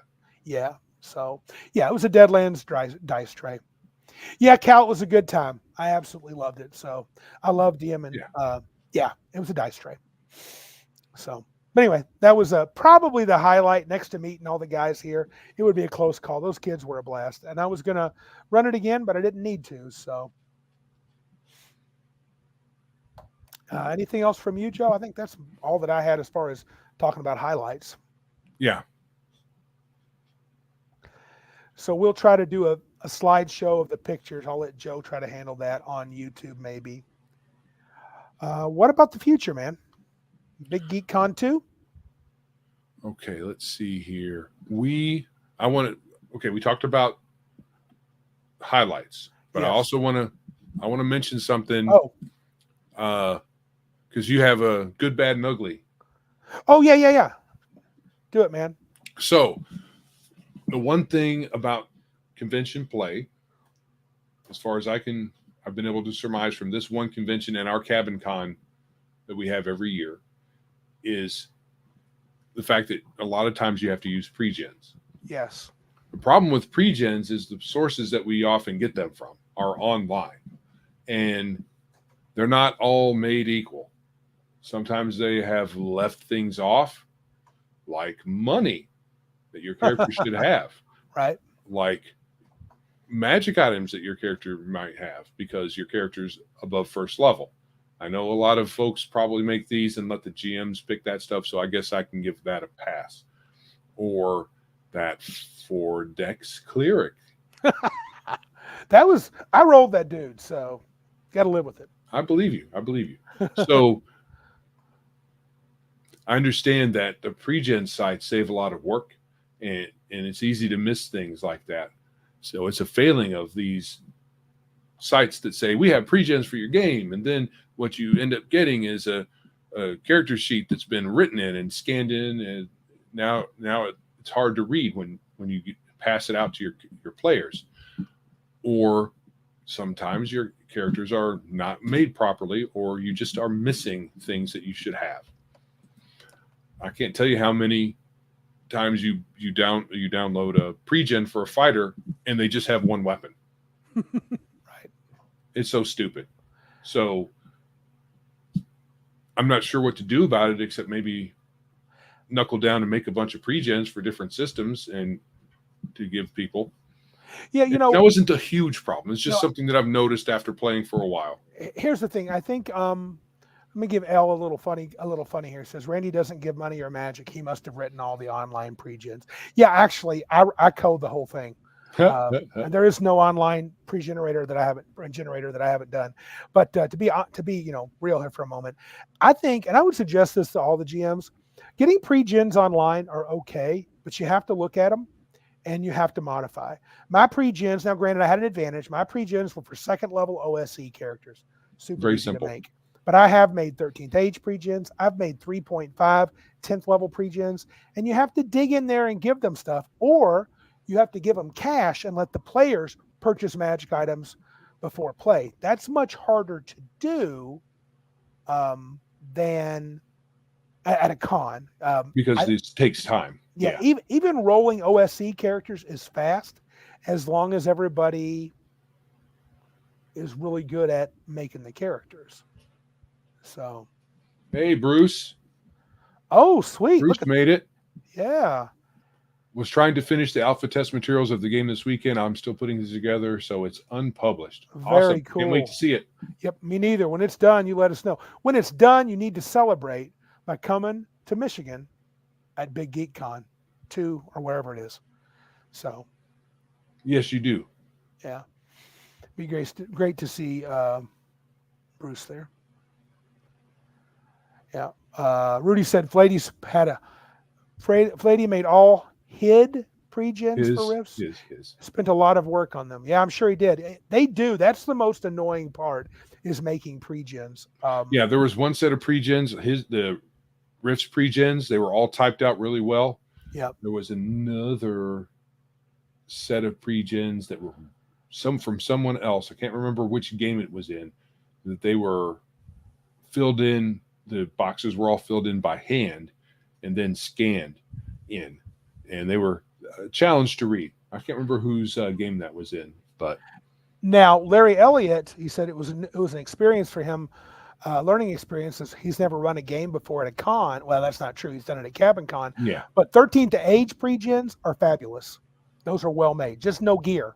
You got to give them gear, like magic items and stuff. Well, the one I had was fine, but the gear had tags in them that that weren't part of the regular game. So we just figured that they were just fluff descriptions. Yeah. So it's not a huge deal. I just think that when you, like you're saying, folks, when you use pre-gens, you should just look at them a bit. Yeah. Adjust where needed. We're not, L's saying we need to scrutinize. We don't want to scrutinize nothing. We're just giving a little advice. I've made a lot of pre-gens in my life, and it takes time. You can't just, like Fladey spent a lot of time on his. I put a moderate amount. Actually, I put very little time on mine because, I had them made from before, and I just de-leveled them, and they were made for an adventure I'd run at Adventure Con, so I just changed them around. I think the key is just doing more than just printing them off and showing up. There's a few pre-gen or character generators that do a good job. I think the fast character generator for fifth edition is pretty solid, but you still got to look at some of the stuff because it's kind of weird. I'm just saying that's one thing that I think everybody could always, and it's hard because it's often the last minute thing. It's a lot of work. And it's a lot of work. It's not a criticism exactly. No, it's more of a criticism of the sources online than the DMs. You got to use pre-gens because nobody's going to bring a bunch. Well, most people won't bring a bunch of characters. That's another solution to the pre-gen is to bring your own characters if you can. Look at Cabin Con. How about this? This would be a suggestion to people. Would people like, and I think maybe Darth had mentioned it, would people be intrigued? Should Big Geek Con become a thing where we're doing it every year? Would it be interesting to have our own, I don't want to get too far down this rabbit hole, we've tried it at Cabin Con, but allow for characters to return and continue playing. I think Horde Wars can happily handle that.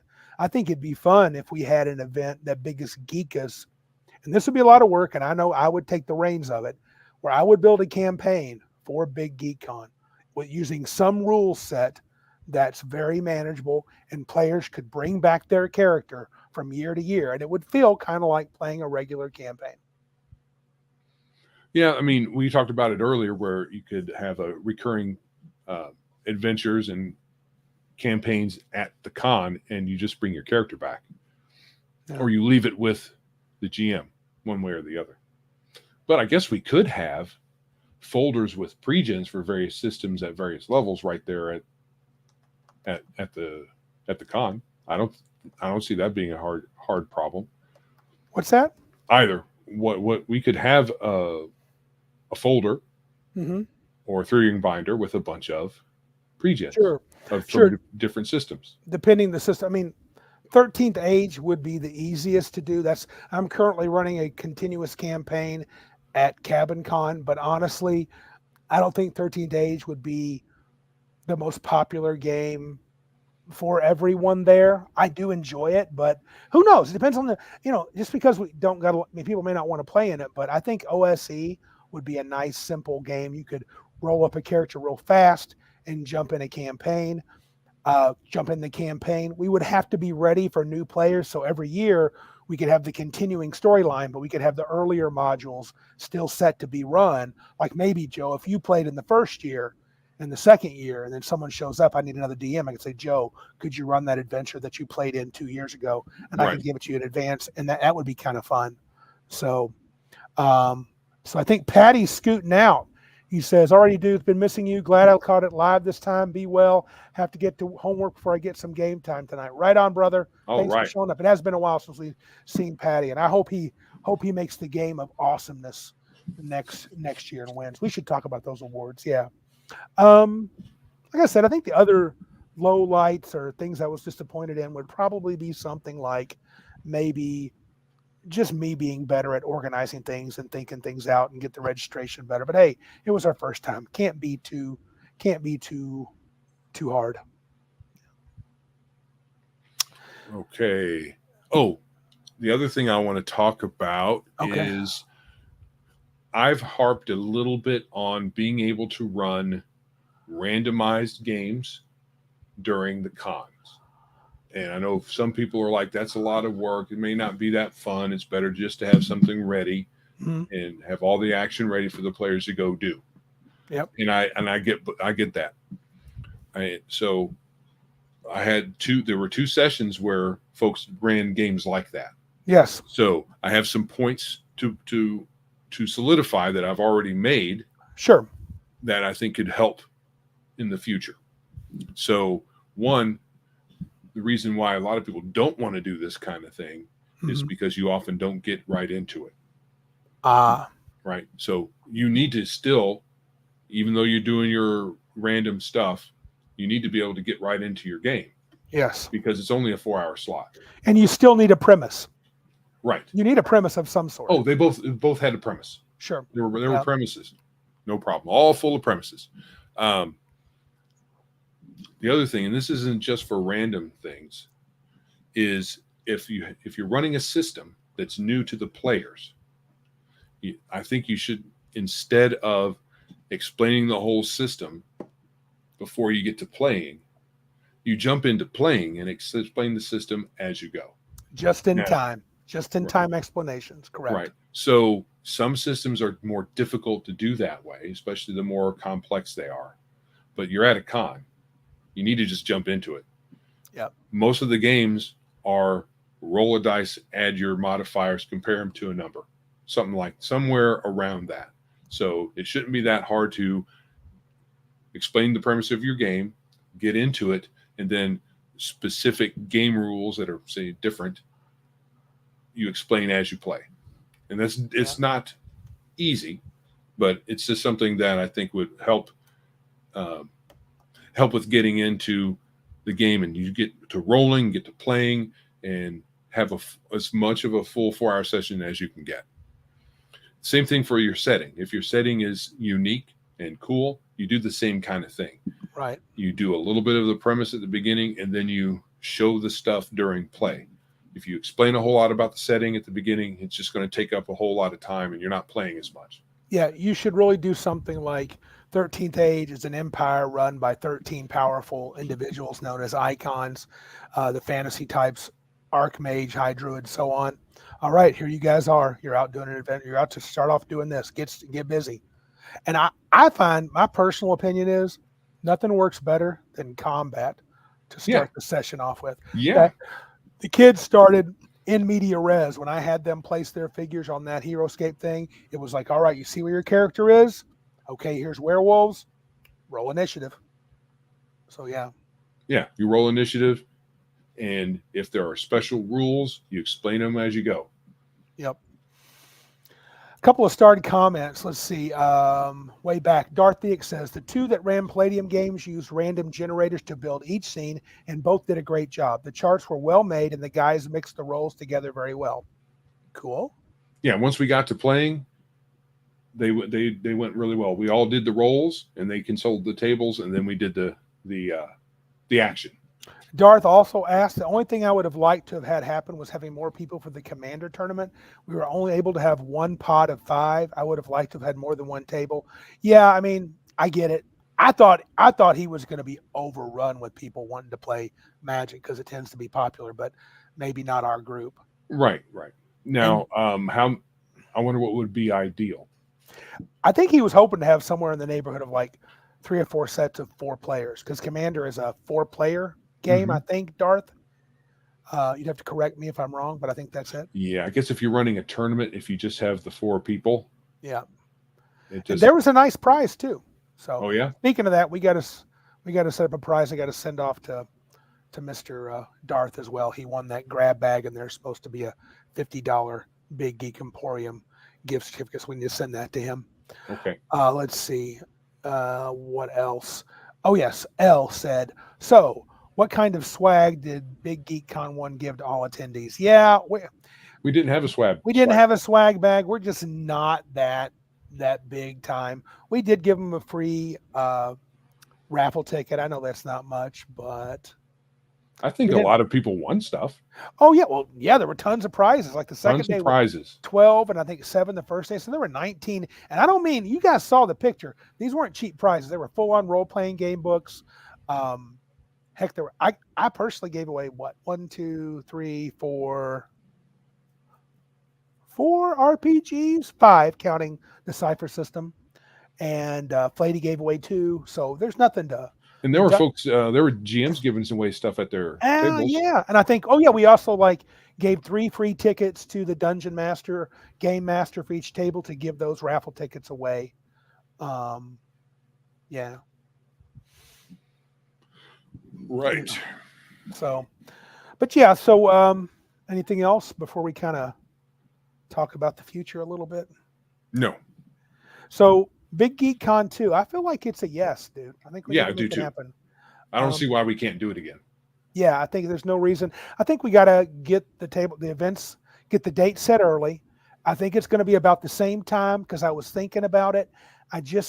That's an off time for the hotel, which means we didn't have much issues in terms of getting hotel space or rooms. They cut me a really good deal. I kind of want to stick with the same time frame. The only thing I didn't like about it was having to go back to work the next day. If I had my druthers, it would be in August when I'm off. But for other people, it doesn't make a difference. They're often still working. But maybe the summer would be better. But I could look into it. But I know they had told me it was more expensive in the summer. So I had picked the perfect weekend. So I kind of want to stick with it. Might as well. Yeah. Price wise. Yeah. Did you draw any inspiration from the con? Did anything happen? You're like, man, that really has inspired me to do something, or man, I'd like to see this happen or that happen. That really was sort of an inspirational thing. Well, I got inspired to how I said, let's see. Where's it at? Where I was just talking about getting right into the game with a random. Even if you're doing random, you get right into the action and explain things as you go. I was thinking I could create an example of it and record it and put it on the channel. So that's one thing. And then I can do that at next con. Yeah. Speaking of inspiration, Arnman says he was inspired to make pulled pork at home. We had some pulled pork. Arnman gave me, and I think Joe was around for some ideas during chat time. We were just chatting it up, and he had some good ideas for the podcast, the show. We need to get together with Arnman on Discord, Joe, spend some time and chat with him about some ideas. And I think we could do some different stuff here, and that would be kind of cool. The other thing that really inspired me was how much I love the old school feel of games. And I'm just a big fan of, and this is because it's not because I don't like complicated games at all. I say I don't, but what I like is I like the freedom. I don't like having to have all these rules that I got to worry about when I can just make my monsters and my encounters, my situations, do whatever I want them to do. Not every dungeon master is like that. I mean, I was winging stuff left and right because of what those players did at Tygon's Falls. And I loved it. I had missed how much, that was. I'm going to be running a full-blown campaign soon. I've got to. It's going to be some kind of old school, probably going to be OSE still. And I'm just going to have to find a way to let it get all the way to 20th level. Not just because of this dude here. I do love my boy Joe, and I want him to play high level, but I also like it. So I don't want us to be stranded at 3rd to 5th level for 7 years, but I do want to play. So definitely. Yeah. Something else occurred to me. We talked about this at the con and it's maybe not that surprising, but as much as we have over the years talked about different play styles, we didn't run into a lot of that. No. At the con. And granted, it's a small con and it's drawn from folks that like our show and like what we talk about. So maybe play style plays into that a bit. But we all easily slotted in together at the tables with our style of play, and there were no issues whatsoever. No one cared about whether or not we used game speak. No one was hollering about you broke me out of character with your lack of acting ability or anything Right. anything like that. And we just enjoyed gaming. Yes. And you know what? I think that happens more. I think we spend a lot of time on these podcasts and various other YouTubers talking about all these, minutia and details. I love talking about it. I love talking about role player versus ROLE player. That's fun to think about, but a lot of time it's just a mental game that you're playing around with. Legion said he's going to be there next year to fix that problem. Ha ha! Right on. Yeah, okay. He's going to bring some crap, dude. Legion, if you come, you're going to have a good time. You're not going to be able to stand yourself how much fun you're going to have. It's going to be awesome. I'll get you in that game with the kids. You'll have a blast. Oh. It was just good to know that we're part of a group here. We can practically call our cohort here a community of sorts. Of sorts. The guys that came from here, they could go to Cabin Con any day. I wouldn't. They'd all be welcome. So as far as I'm concerned, they would fit in great with our groups. So. Yeah, that's Darth. Most of us never played a game together, yet it was easy for us to just start rolling, no problems. Yeah. So it was cool to see. It was a good experience, and it was a great experience, actually. I would say it ranks up there with probably as, I've had some better Gen Cons, but they were only better in the sense, because Gen Con's a spectacle, so you can't even compare them to our cons. Yeah, I don't want to be a spectacle. Yeah. And I want it to be fun. Yeah, and it was very fun. So it was very fun, and that's what we got to figure out, especially with advertising. We talked about it before. How big do we want to try to make this? Can we make it bigger? We may find we do lots of advertising and nobody shows. I tried to talk to Kelley, Tim's wife, helped me out, and we tried to get a contact to a local game store. I sent them an email as quickly as she told me. I told them to check out one of our YouTube shows and they can know what we're about, and they never responded. And it could be because they watched one of our shows. They're pretty lefty. So right. So yeah, I think it was a success. If we grow, I would prefer it to be slower. Yes, I think it has to be. We need to rush. Yeah. Well, we're just not ready, right? We got to slowly build up. We're going to have. I want to build up a DM sort of database of people I know I can rely on over a couple of cons. And because this is an event where people are paying to show up. You pay for Cabin Con, but that's for you to sleep in a bed, right? Right. You're not paying for me to entertain you, and it's not really the same thing here either. But I feel like people need to feel like they're getting their money's worth, at least as far as an opportunity to play. And so I want to make sure we're ready should we have 70, 80, 100 people show up. We got to be ready to handle that. And you and I might have to be prepared to not play a lot. Correct. That big, because we will have to be more organizers. The bigger it gets, we may have to be bigger. We'll have to lean on we'll have to lean on our wives to handle some things from before. You and I will have to be there to put fires out, make things are set up, maybe be a last minute GM. We'll have to do that. Right. And we'll need our boys and friends to be running games, dude, setting up and being ready to go should this get very big. But right now, Fladey's got it. Slow and steady is the way. We're going to take it easy. I'm not going to advertise all over creation. But I will do a little more, and we'll get the scheduling a little more organized next year. I don't shy away from organization. So I think the next thing we can add is a local vendors who want to do door prizes like someone suggested. I know someone that's a pretty cool cat locally. He helped me out. Remember when I did that do or die? I don't know if you were around, Joe, years ago when I first moved to Michigan. I did a do or dice gaming club. Martenson was there, and so were a few others. And this guy who owns a local shop was super. He's just a chill guy. He just gave me a bunch of crap to give away.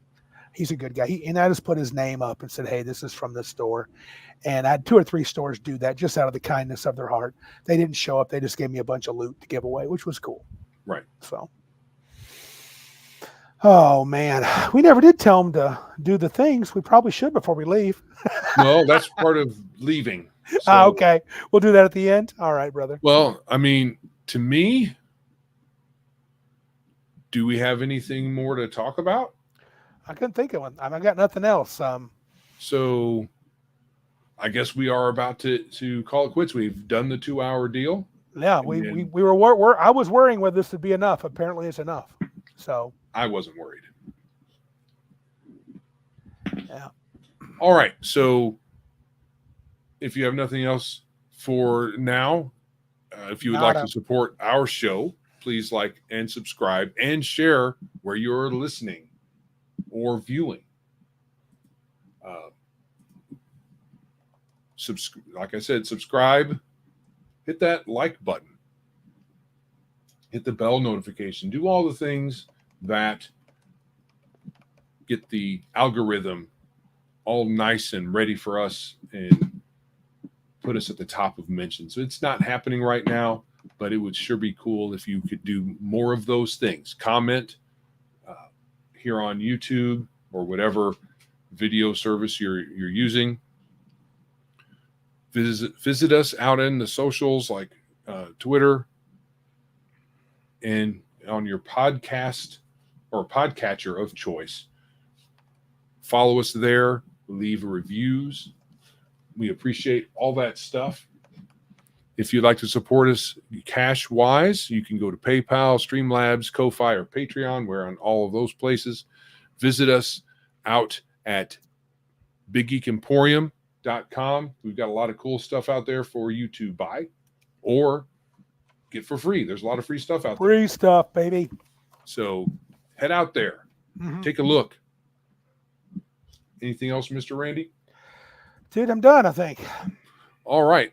Well, this is Joe. And this is Randy. And remember, if you can't be big like us, then be geeks like us.